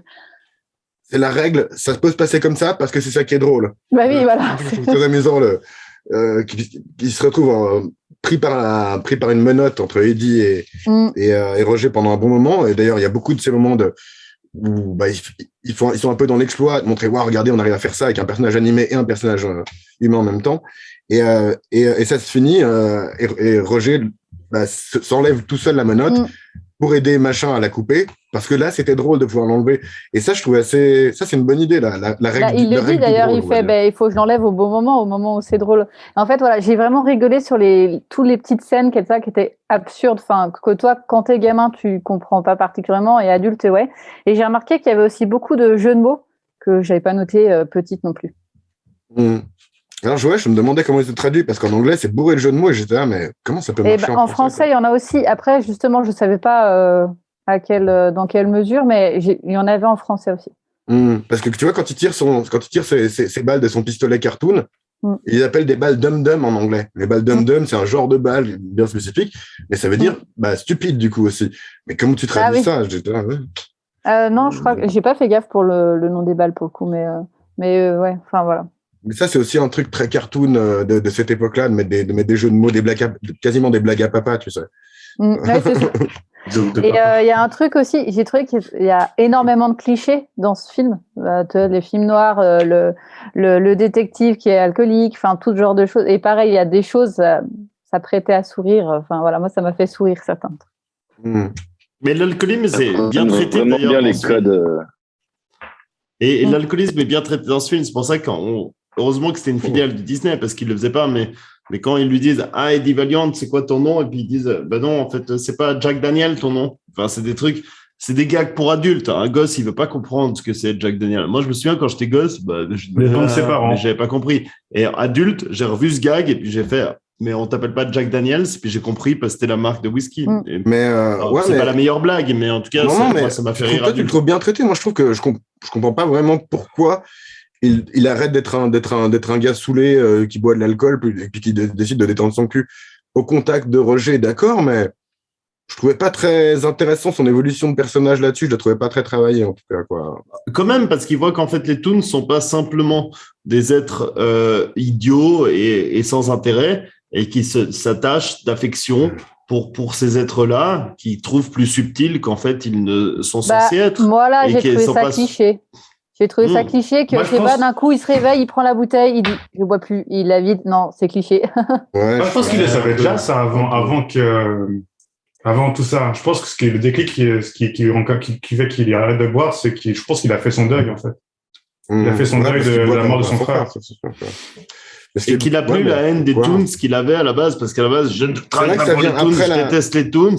Et là, il a découvert qu'en fait, les Toons n'étaient pas tous les mêmes. C'est un peu de l'antiracisme primaire. À la base, il n'a pas cette scène jusqu'à ce que son frère se fasse tuer, tu vois. Donc, c'est vrai que c'est un peu bizarre qu'il redécouvre que les Toons sont, entre guillemets, humains quand il discute avec Roger dans cette scène au cinéma, en fait. Mais c'est un truc classique. Si tu te fais assassiner par quelqu'un, bah, tu vas associer les gens qui sont proches dans leur attitude à ces personnes, et donc tu vas associer. C'est le principe même du racisme. Je veux dire, quand tu as quelqu'un d'une certaine race qui va tuer quelqu'un d'une autre race, bah, tu vas créer une guerre de race. C'est le même principe. C'est-à-dire, tu vas dire, si un noir a tué un blanc, bah, tu vas dire, je déteste les noirs. Non, ça ne veut pas dire que tous les noirs font mal. Merci pour l'exemple. C'est un exemple assez caricatural, mais en pas petit vrai. Oui, non, j'ai trouvé drôle. Après, c'est vrai que avant de le revoir, je pensais qu'il serait plus drôle, en fait. Mais ce que j'avais pas justement perçu à l'époque quand je l'avais vu la première fois, tout le second degré, enfin, comme dit Fred, toute la subtilité du film. Donc, c'est vrai que j'ai trouvé, en fait, plutôt dark. Plus dark que prévu, on va dire. Voilà. Donc, c'est vrai que j'ai des phases, et moi, je dis, waouh, en fait, c'était pour des gamins, ça. J'étais un peu pas choqué. Ouais, c'est aussi les produits de l'époque pour les gamins étaient quand même vachement plus dark que maintenant. Hein. C'est ça, ouais. Donc, c'est vrai qu'on surprotège maintenant les enfants. Mais on avait vachement plus le droit. Et on l'a pourtant bien vécu. Enfin, je veux dire, à part le juge qui nous a un peu tous traumatisés, mais enfin, on n'est pas tous en hôpital psychiatrique, donc ça va. Mais simplement, c'est justement l'habileté de ce film, c'est que ça nous a fait plaisir sans qu'on comprenne toutes les ficelles, mais en même temps, les ficelles, c'est le vrai film familial. C'est-à-dire, tu vas avec ton papa, il va voir des trucs qui lui font plaisir, et toi, tu vas voir d'autres choses qui te font plaisir, ce qui fait qu'il y a une communion sans forcément qu'il y ait de traumatisme ou d'ennui de part et d'autre. Il y a un personnage dont on n'a pas parlé, c'est Dolores, la copine de Valiant. C'est comme un personnage c'est comme un personnage relativement important ça parle de meuf, hein. de l'histoire. Et d'ailleurs, on peut penser aussi à ces personnages en second plan qui sont peut-être aussi un côté de mort d'Hollywood, parce qu'on a un cow-boy, on a des vétérans, dont un qui a pas de bras, enfin qui manque un bras. Je sais pas trop, à part le fait que c'est des rejetés de la vie, je sais pas trop ce que ça représentait. J'avoue que le cow-boy, j'avais pas fait gaffe, et quand je l'ai vu hier, je me suis dit, il fait quoi lui avec sa veste là? C'est sa frange. C'était la frange. Ils avaient plus de costume. Non, mais c'est vrai qu'il y a genre un cow-boy, un vétéran, un mec en costume, ça parle encore et un mec genre ouvrier aussi. À mon avis, ils ont juste essayé de mettre un petit peu toute la panoplie de gens lambda que tu peux trouver. Mais tu vois, pour moi, c'était aussi un peu ce côté, vu que je disais, ça fait un peu aussi critique hollywoodienne, tu vois. Quand tu vis à Los Angeles, t'as ce côté, justement, t'as beaucoup de stars, beaucoup de gens qui sont dans le showbiz, et puis au final, t'as tous ces autres dont on n'entend pas parler, qui pourtant vivent quand même là, tu vois. Donc, qu'est-ce qu'ils font? Ils sont dans des bars et ils picolent. C'était peut-être juste pour respecter les quotas, hein. Mais après, comme disait Fred avant, les années 40, c'était aussi une période de grands bouleversements, puis il y a des décès qu'on compte, dont les cow-boys, les ouvriers, tout ça, qui prennent cher, en fait, à cause de tous ces changements. Peut-être aussi, c'est pour dire qu'il n'y a pas que les Toons qui sont exploités, il y a aussi certains humains. Ouais, c'est clair. Merci de revenir à ça, Gabriel. Ça montre que tu m'as écouté, ça me fait plaisir. Je reviens sur ce que tu dis, où tu dis dès que ça parle de meuf, il va pisser. Non, tu sais que je suis le premier amoureux des femmes, comme tous les misogynes. Ça dépend lesquels, ouais. Comme tous les misogynes. On a parlé de Betty Boop, il est resté. C'est ça, ou de Jessica Rabbit. Non. Plus sérieusement, ce que tu dis est très juste. C'est qu'il y a cette opposition entre le monde, et c'est ce qui a été créé dans ce film. C'est pour ça que ce film est beaucoup plus subtil que ce qu'on peut voir de prime abord en tant qu'enfant. C'est justement montrer ce monde en perdition qui est le monde réel, qui est le monde qui va vers des autoroutes, qui va construire des choses qui sont, en gros, la destruction de l'imaginaire. C'est un peu l'idéologie du Petit Prince. Quand tu regardes dans le Petit Prince, c'est ça, c'est devenir un adulte, c'est retourner vers le gris et le noir et blanc. On quitte le noir et blanc de la guerre, on quitte Betty Boop et ce noir et blanc. On a toute cette couleur, cette explosion de couleurs qui sont les Toons, et pourtant, on va vouloir les détruire, on va revenir sur cette rigueur, sur cette morale, sur cette autoroute qui écrase toute cette couleur et puis qui est simplement un axe sur lequel on aura des éléments qui vont s'y associer. Et moi, je pense que philosophiquement, c'est essentiel et c'est extrêmement important. C'était ma base et ma visualisation du film. Donc, je te remercie, Gab, de m'avoir donné l'opportunité d'en reparler parce que pour moi, c'est fondamental dans ce film. Il faut pas le pousser sur les autoroutes parce que il va repartir. Pour moi, il y a un côté, tu vois, je trouve ça. Il y a un côté, c'est la marchandisation. Pour moi, c'est Hollywood, l'art d'Hollywood qui a été écrasé par les marchands, qui pouvait être une vision assez commune des années 80, une fois que même les Spielberg devenaient des marchands, on va dire, qui se sont fait récupérer, alors que c'est eux qui avaient lancé un petit peu la reprise des créateurs. Mais vas-y, Max, excuse-moi. Pour moi, justement, c'était un peu plus le côté, comme je disais tout à l'heure, genre le monde de l'enfance, l'imaginaire, les couleurs, la ville, la joie, et ces gens qui sont du coup des adultes qui sont tristes, qui sont tristes. Ils sont pas si tristes que ça parce qu'ils se marrent, mais ils sont vachement plus dark et ils sont dans leur petit bar et au final ils rigolent. Et t'as Bob Hawkins, Valiant, du coup qui lui est vraiment entre ces deux mondes parce que avant il bossait pour les Toons et maintenant les gens ils se foutent de sa gueule en fait. À chaque fois ils lui disent toujours ouais mais tu bosses encore pour eux, et lui il est toujours en train de se dépatouiller à dire non je bosse pas pour les Toons, et t'as un peu ce truc, est-ce que je suis dans le monde des adultes, le monde réel qui est méchant et noir, ou est-ce que je suis avec les Toons et je vais garder l'enfant qui est en moi et rêver et avoir plein de couleurs et plein de beauté, et au final il prend la décision de retrouver un peu cet amour et cette jeunesse qu'il a et de retourner à ce qu'il croyait à l'époque, tu vois, et de pas se faire envahir par le monde des adultes.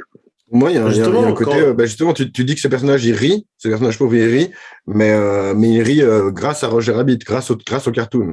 Et il y a comme ce message qui revient souvent dans le film que lui, tout ce qu'il veut, c'est faire rire.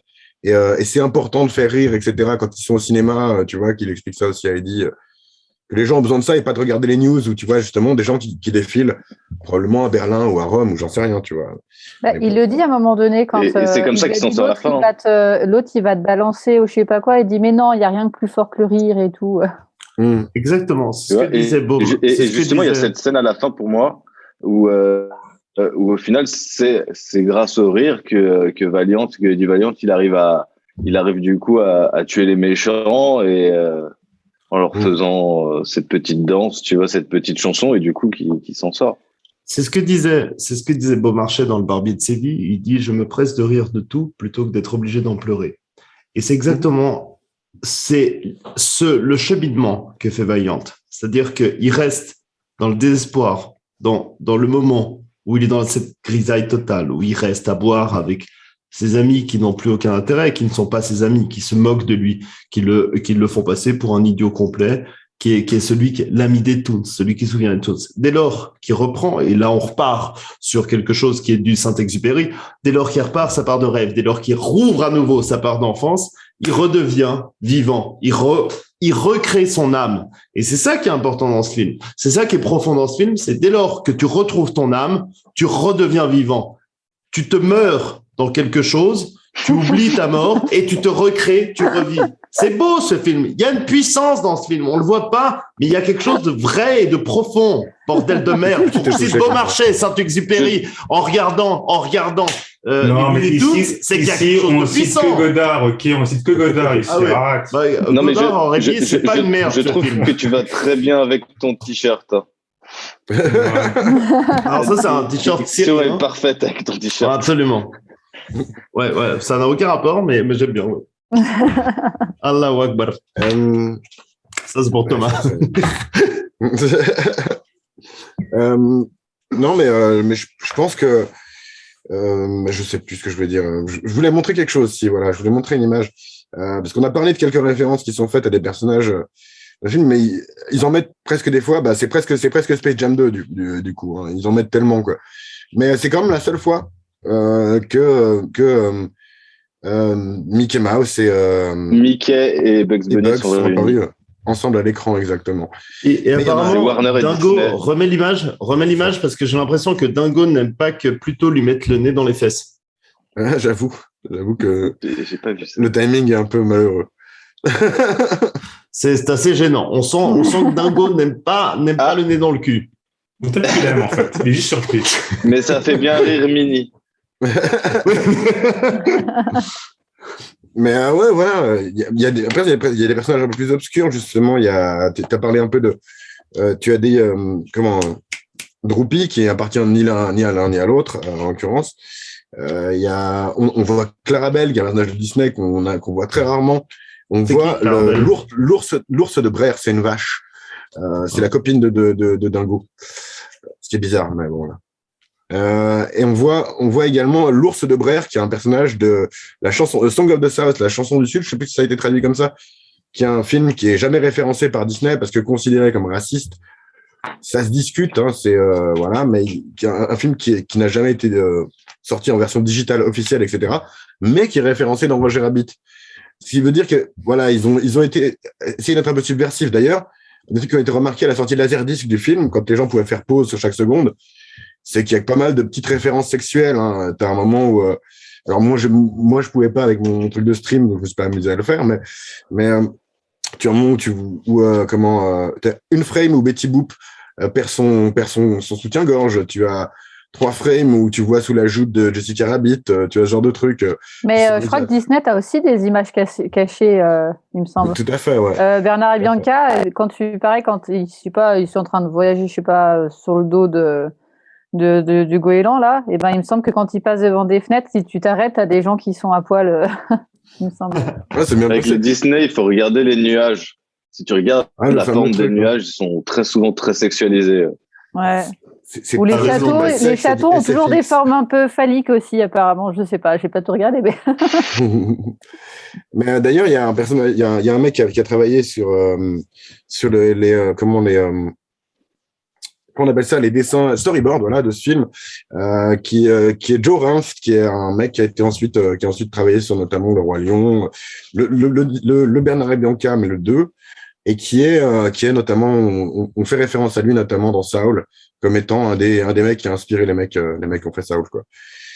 Et je voulais dire encore un truc par rapport à une référence qu'il y a dans ce film. Oui, voilà, il y a aussi une frame où il y a le numéro privé de Michael Eisner, qui était le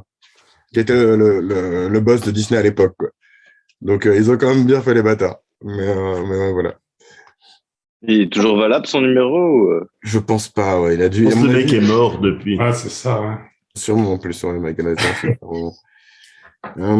Si t'arrives à être déjà directeur de Disney, d'être le big boss de Disney, c'est déjà que t'as 65 ans à la base. Parce que t'as quand même monté grave ta carrière.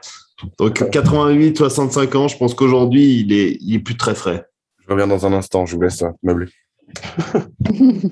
Ah, ça c'est le moment pour Gab, ça. Pour qui? Pour Gab. Pourquoi? Bah, c'est ton moment. C'est mon moment. Waouh, c'est fou ça. C'est là où on sort la main du pénis. Et puis on se fait plaisir. Mais moi, je déménage aussi, du coup. Après, moi, tu vois, ça me semble quand même un petit peu, pas forcément essentiel, mais quand je vois un film comme ça, avec mélange de films et de dessins animés, ça me refait toujours penser, en fait, à L'Apprenti sorcière, qui est en 71. Il me semble que c'est le premier film qui a lié dessin et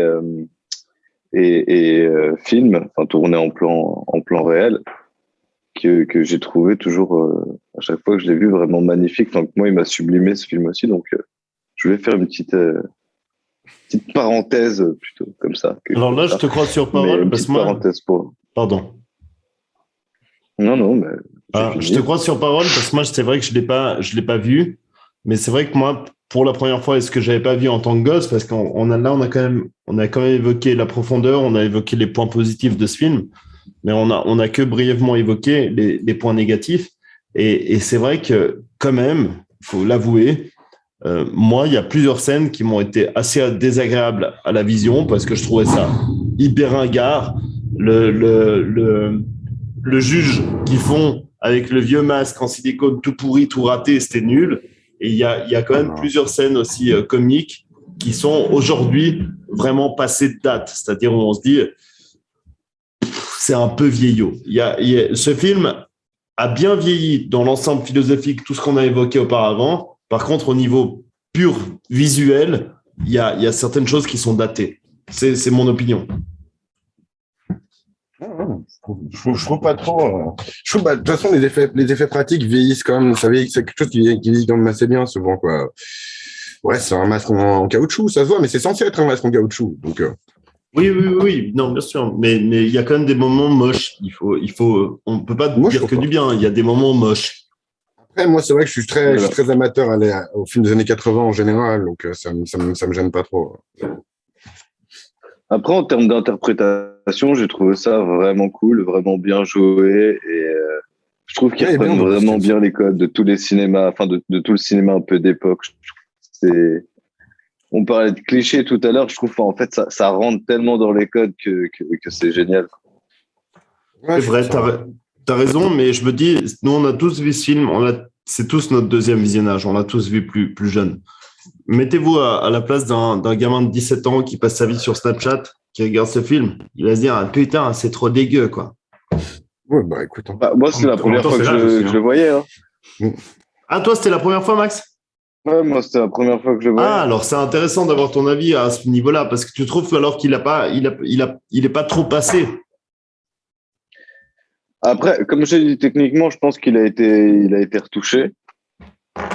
Les dessins, ça a été amélioré visuellement. Enfin, déjà, tu peux le voir en plus que HD, donc c'est sûr qu'il a été retapé. Mais je trouvais qu'il y a des petites choses. Et effectivement, tu vois que c'est un peu old school, mais honnêtement, je trouvais que ça allait, quoi. Oui, effectivement, sur la fin, plus que sur le reste du film. Mais sinon, non, typiquement sur le début, surtout sur l'intro, en fait, j'ai trouvé ça fort. Ah, ça passe tout seul. Très fort, le moment où avec le réalisateur, qu'on sent. Ouais, du dessin animé, puis d'un coup, réalisateur avec le bout de décor, tout ça. Tu vois, j'étais même en train de me demander, mais le fromage dans le frigo, est-ce qu'il est réel?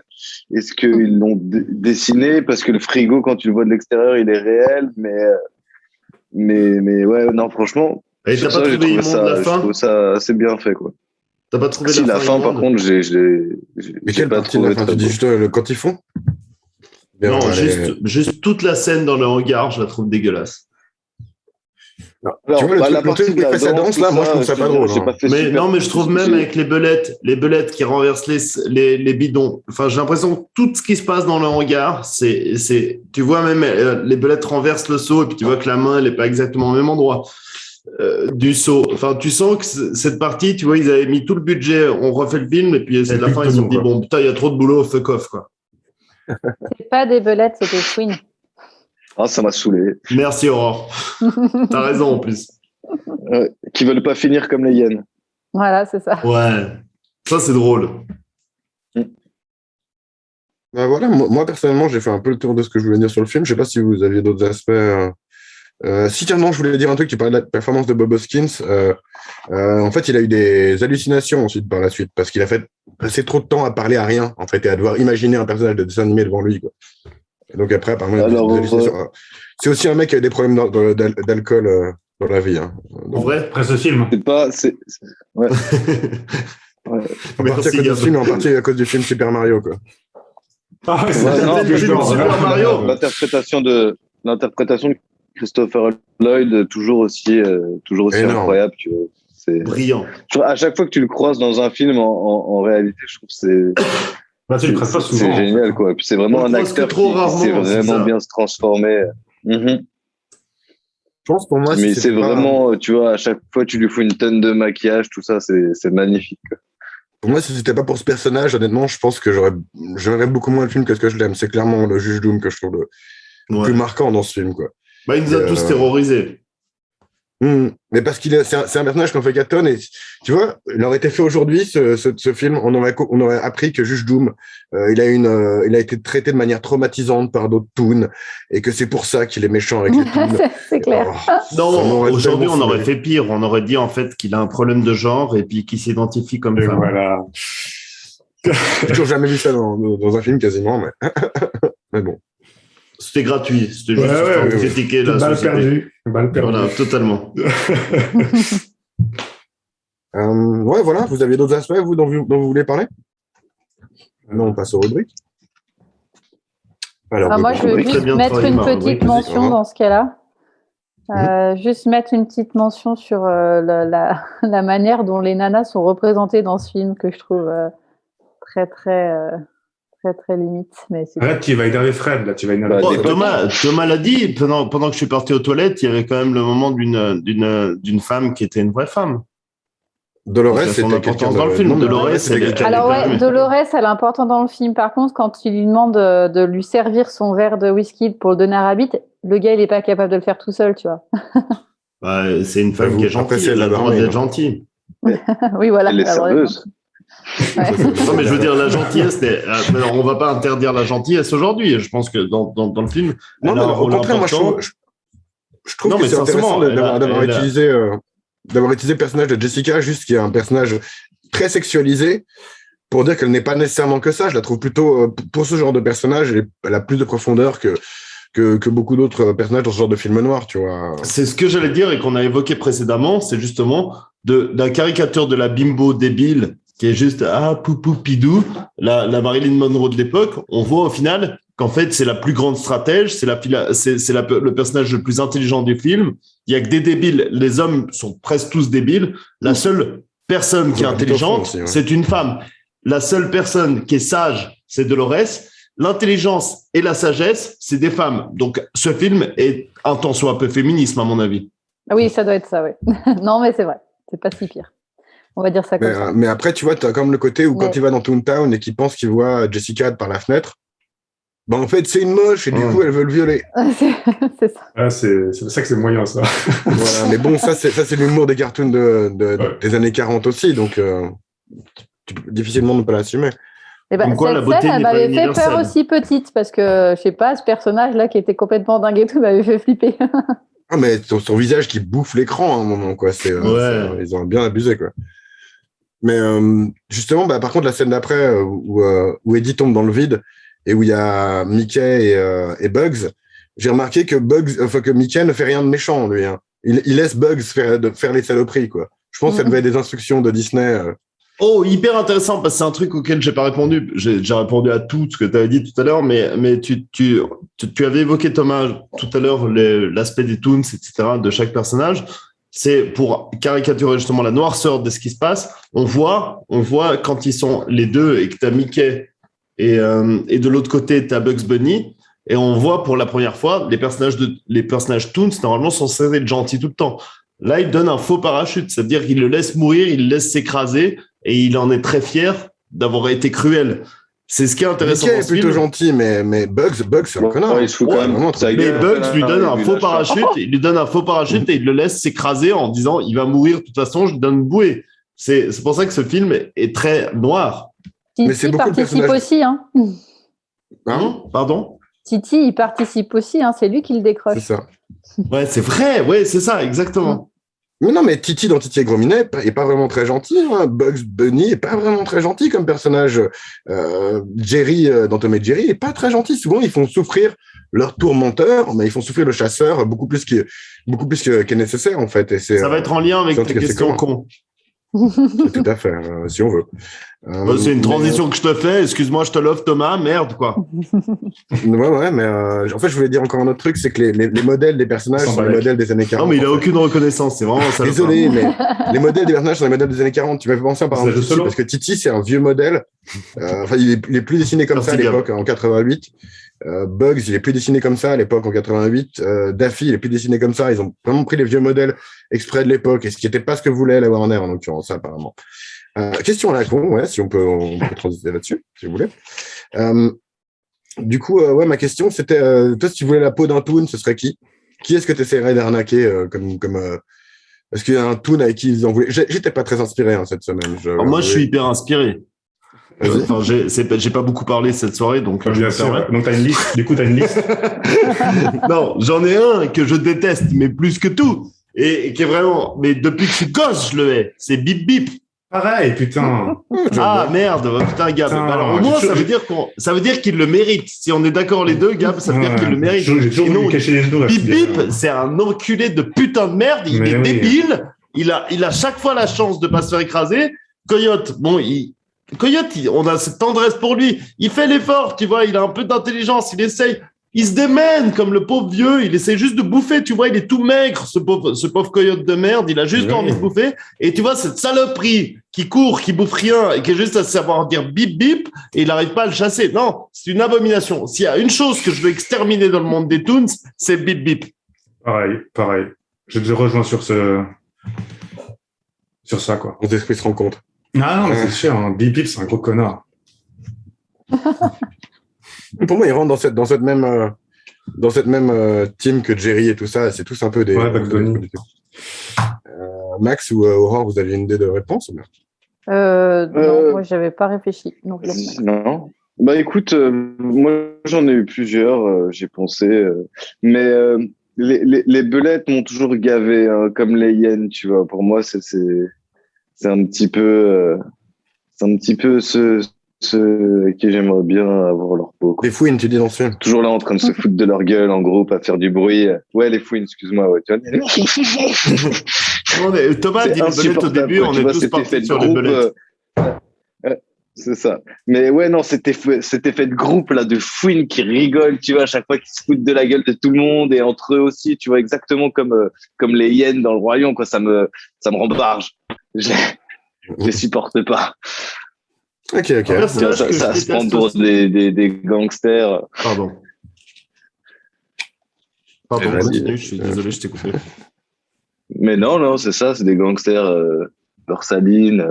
Je supporte pas. Un autre personnage des dessins animés que j'ai détesté, c'est le père de comment elle s'appelle dans Aladdin. Le sultan? Le sultan. Ouais, lui, j'ai tellement envie de le buter. Je veux dire, c'est censé être le personnage qui représente tout un pays. Tu te dis, c'est un débile mental qui se comporte comme un gamin. Il est sultan, quoi. Il a qu'une an. Ouais, le sultan. Bah, lui, c'est vraiment un personnage que je déteste. Si tu prends un peu de cohérence, tu te dis, le personnage, il est en train de gérer des milliers de personnes. Déjà, il y en a qui sont obligés, comme Aladdin, de devenir des voleurs tellement c'est mal géré son pays. Il est obligé d'aller voler des pommes en se faisant aider d'un singe. Et t'as ce gros porc qui reste à la maison avec sa petite barbe. Et puis, dans la seule obsession, c'est de rigoler. Lui, je le déteste aussi. Lui, il mérite vraiment, clairement, une grosse baffe. Je sais pas, là, de son poste. Non, mais là, ce que tu me décris, Fred, c'est beaucoup de présidents en ce moment de beaucoup de pays. Hein, donc, moi, je vois pas où est le problème. Hein. Tout rapport avec quelqu'un qui existe est totalement inopiné. Mais on est tout à fait d'accord. C'est exactement ce que je voulais. Je pensais au calife dans Is No Good aussi. Vous avez pensé au calife dans Is No Good, qui est le même personnage, mais traité comme étant ridicule, et tu sympathises presque avec Is No Good, alors que t'es pas censé sympathiser avec Jafar, quoi. Non, mais on est d'accord. Mais quand tu le vois, il tape dans les mains et on dirait un bébé. Il est complètement débile, ce sultan. Donc, Aurore, t'avais pas d'idée? Bah non, du coup, non, moi j'aime bien tout le monde. Moi, j'hésitais entre deux trucs. Mickey, parce que même s'il y a eu quelques cartoons des sympas et rigolos, Mickey, il est un peu relou. Ouais, tu fais trop bien. Mais il représente plein de choses. Il représente justement trop une marque pour être un vrai personnage de nos jours, en fait. Du coup, il peut plus rien faire, il peut plus être drôle. Il y a eu des nouveaux Mickey Mouse qui sont sortis sur YouTube qui étaient relativement drôles, mais c'est tellement une icône de marque, une mascotte, que c'est presque... Ouais, voilà, faudrait dans South Park, ils l'ont rendu trop cool. Ouais. Ah, il est trop bien dans South Park. C'est vrai, dans South Park, il montre son vrai visage. Et puis, moi, j'ai pas envie de le buter à ce moment-là. Je trouve que merci Mickey de montrer qui t'es vraiment. Ah, mais c'est le diable. Non, il représente Disney, quoi. C'est le diable dans South Park. Ouais, il est bon là-dedans. Donc, non, Mickey, moi, je reste pour Mickey. C'est un personnage. Et l'autre option... Putain, mais dans les voix, trop fort. L'autre option, c'était les Schtroumpfs, parce qu'ils me saoulent. J'ai jamais trouvé drôle, les Schtroumpfs, ils sont chiants. Bah, ils sont schtroumpfement bien, qu'est-ce que tu dis? Bouh. Non, arrête de tromper, Thomas, quoi. Désolé. Je trompe. Dans les BD, je suis désolé, si tu prends les personnages des BD, je suis désolé, Boule de Boule et Bill, il est encore plus à chier. Cédric, c'est vraiment, t'as en plus envie de le taper qu'un, je trouve. Cédric, c'est le pire personnage au monde. Toujours trop kiffé. Quand il prend dans le trou pour le taper, il est trop bien, Cédric. J'adore. Ouais, Pépé de Cédric. Ouais, j'aime bien, Pépé. Mais Cédric, il est trop nul. Cédric sans Pépé, il a aucun intérêt. Et même avec Pépé, tu vois, ça vaut pas le petit Spirou, quoi. Ah non, c'est une merde, Cédric. Mais c'est Pépé qui est Max est fan. insupportable. Pépé, il est insupportable. Excuse-moi, Cédric, il est cool. Pépé, il se lève le matin, il dit ouais, l'avenir appartient à ceux qui se lèvent tôt, et puis il fait la sieste à 13h. Et Cédric, il se fait friendzoner toute la journée par chaîne, et puis il arrive à être encore content. C'est juste loserman. Je suis désolé. Cédric, c'est loserman. J'aime beaucoup ce débat. Ouais, c'est vrai que Thomas, il va nous engueuler. Je sais pas trop comment.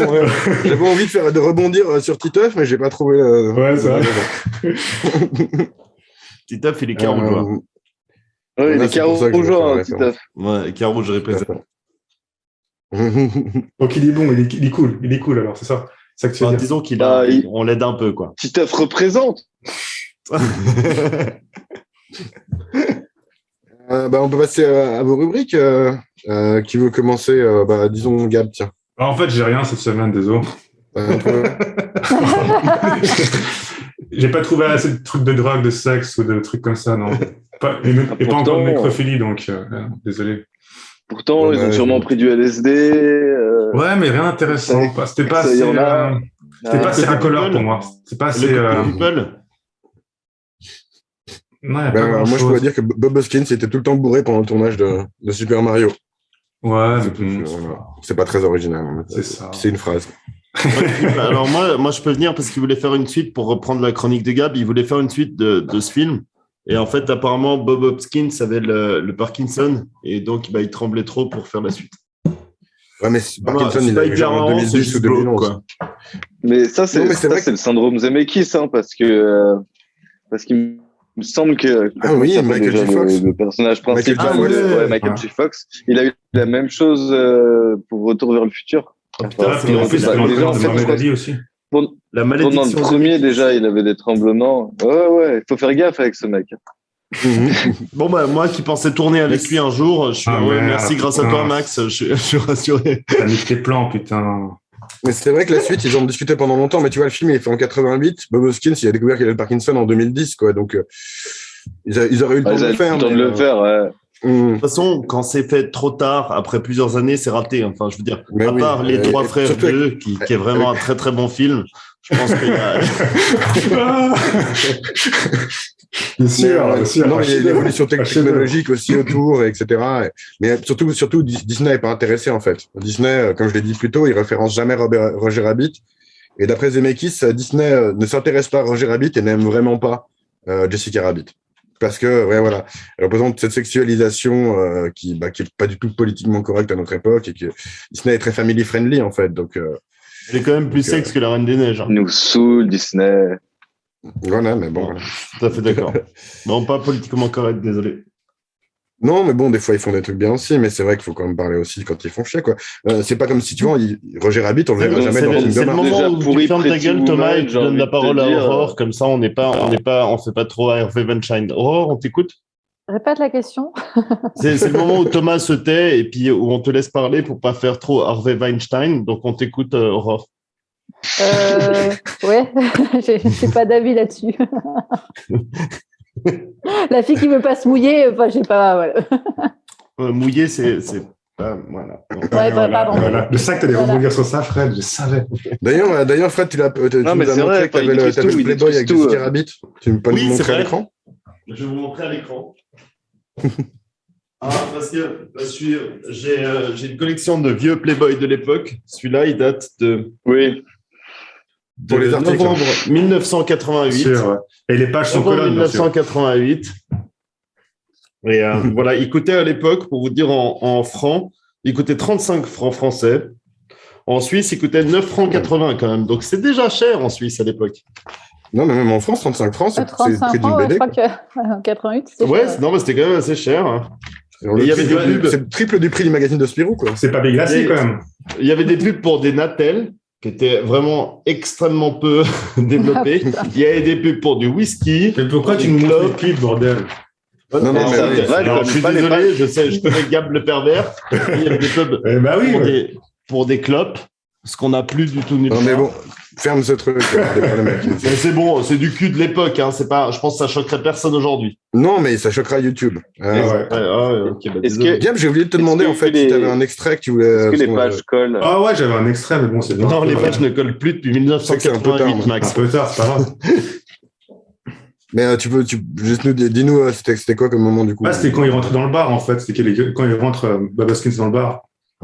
Puis c'est une des scènes justement où ça marche bien, justement, le côté animation dans un film de prise de vue réelle. Puisqu'on voit les pingouins, en plus habillés en pingouins, qui avec leur vrai plateau, ou le barman Calmar, là, qui fait ses cocktails, avec des vrais verres, je crois, en plus, ou pas. Enfin, je sais plus. Il y a des moments où c'est des vrais trucs, des fois. Ouais. Donc, c'est vrai que c'est une des scènes qui marchait vraiment bien entre justement le mix de prise de vue réelle et puis l'animation.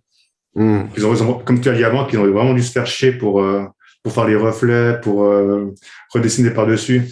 Donc, voilà. Si jamais il y avait aussi des pubs à l'époque, ou des pubs de slip. Ah, bah voilà. Ça passe pour YouTube et puis ça fait plaisir. Tu vois, on n'est pas que de vieux machos, on a aussi des pubs pour slip. C'est bien. La sexualisation, merci, frère. Faut que j'applaudisse, c'est ça.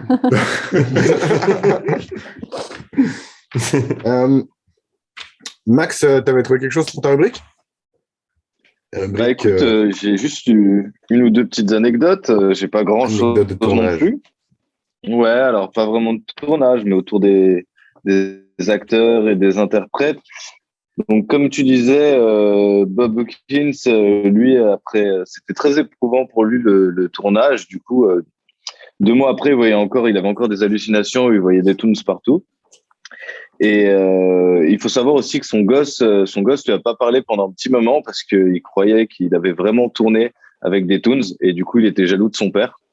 Mais son gosse, c'était un toons il l'a pas amené sur le tournage. Je crois pas qu'il avait une hallucination à ce moment-là, mais et il y a aussi Charles Fletcher qui petite anecdote du coup de tournage, qui venait à chaque fois déguisé, voilà, il fait la voix de Roger Rabbit et en fait il venait à chaque fois déguisé en lapin sur le plateau pour doubler Roger. Ouais, il se donne la peine. Aurore, tu t'es inventé une rubrique? Non. Je préviens plus les gens maintenant, c'est plus rigolo de me mettre mal à l'aise. Je savais pas qu'il fallait faire quelque chose. Je savais pas qu'il y avait des devoirs en fait. Tu me payes. La prochaine fois tu sauras. Tu trouves une rubrique à la con. Ok. Et on va passer à la rubrique presse de Fred. Alors moi j'avais une rubrique extrêmement longue. J'avais une rubrique extrêmement longue, comme à chaque fois, extrêmement travaillée. Mais je me suis dit que ce soir, j'avais beaucoup parlé. Et que, comme on est en période préélectorale, je vais laisser un peu de mon temps de parole. Donc, je vais limiter au minimum en disant que simplement, sur Allociné, ce film a été très bien noté.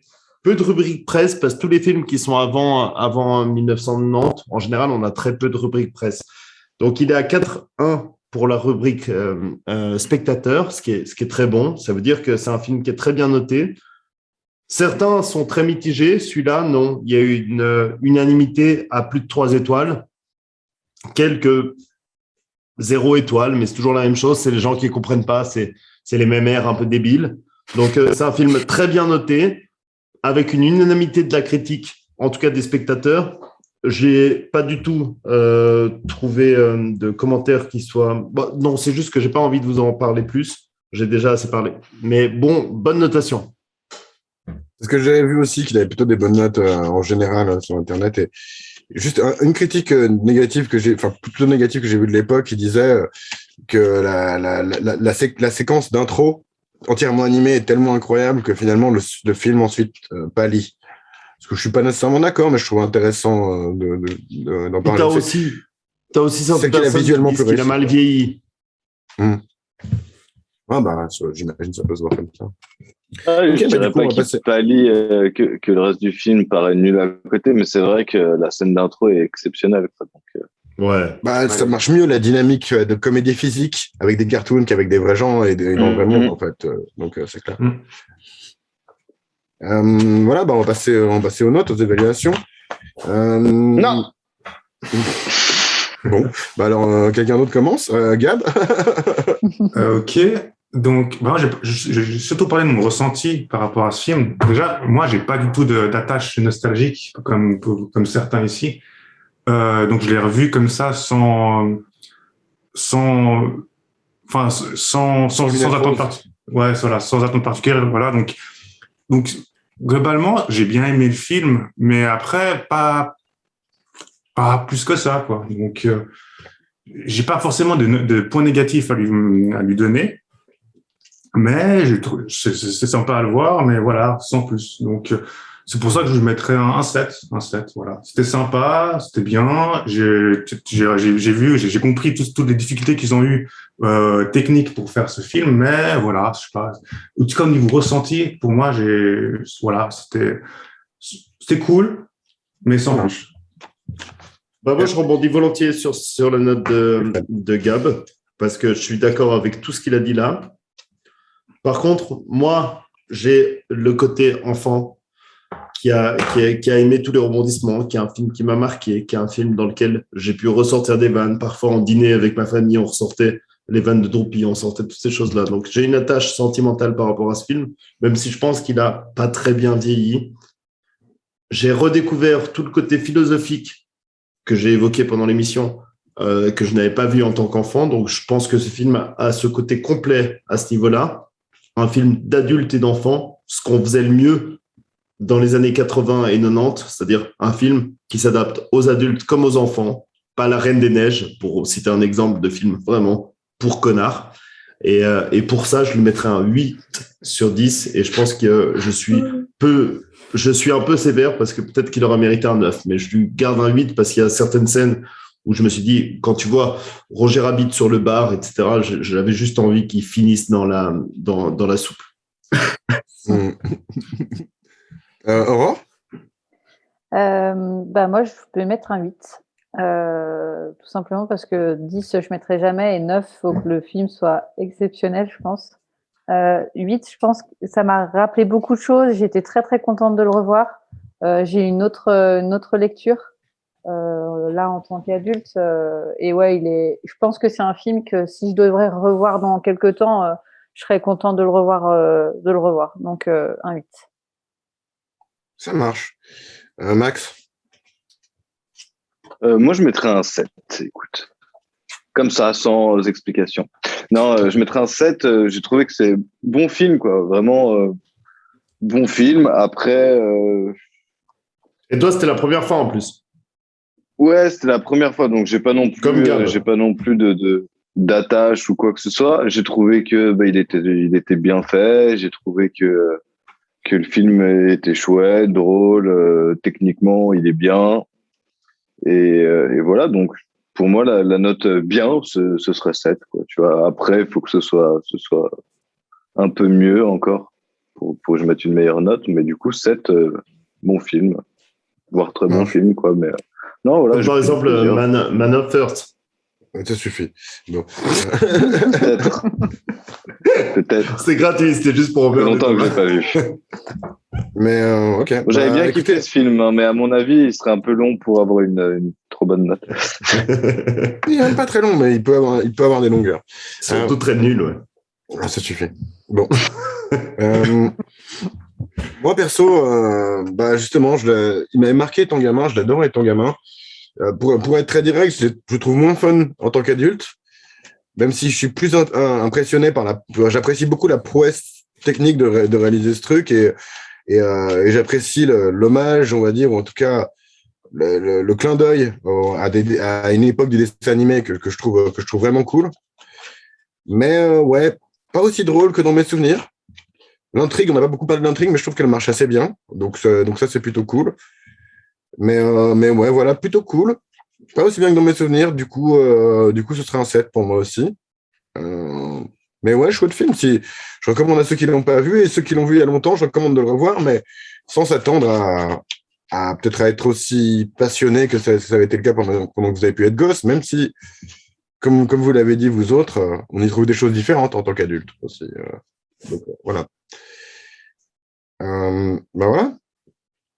Sur ce, pas de tirage en fait, vu que j'ai pas de chapeau. T'as pas de chapeau sur la tête? Non, pas de tirage parce que la semaine prochaine on a un invité. On reçoit Mathias, le frère de Pierre, notamment, et un vieux camarade également. Donc voilà. Et un YouTuber qui a plus d'abonnés que nous. Et du coup, on regarde pas de film pour parler avec eux? Si, tout à fait. Pardon, faut quand même que je précise. À nouveau un film d'animation.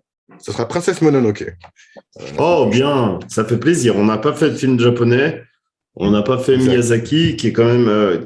Miyazaki. On aurait dû traiter à un moment donné. Et Mononoke. Alors oui, on a fait un film. Ouais. Non, mais d'accord. Oui. Mais je veux dire, on n'a pas fait de Miyazaki, pardon. Excuse-moi, Gab. On n'a pas fait de film d'animation. C'est pas mon préféré, mais ça reste un très bon Miyazaki. Je pense que c'est le plus intéressant.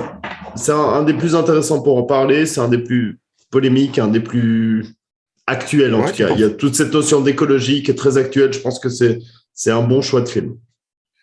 Je crois que c'est un des plus actions, en tout cas, un des plus. Et un des plus accessibles aussi. Non, quand même pas. Si. Bref. On en parlera à ce moment-là. On aura l'occasion de discuter de tout ça la semaine prochaine.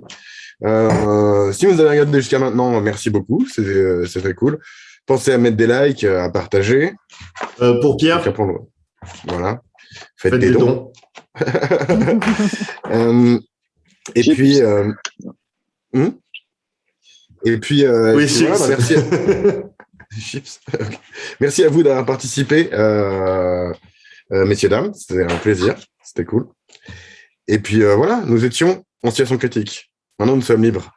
That's all, folks.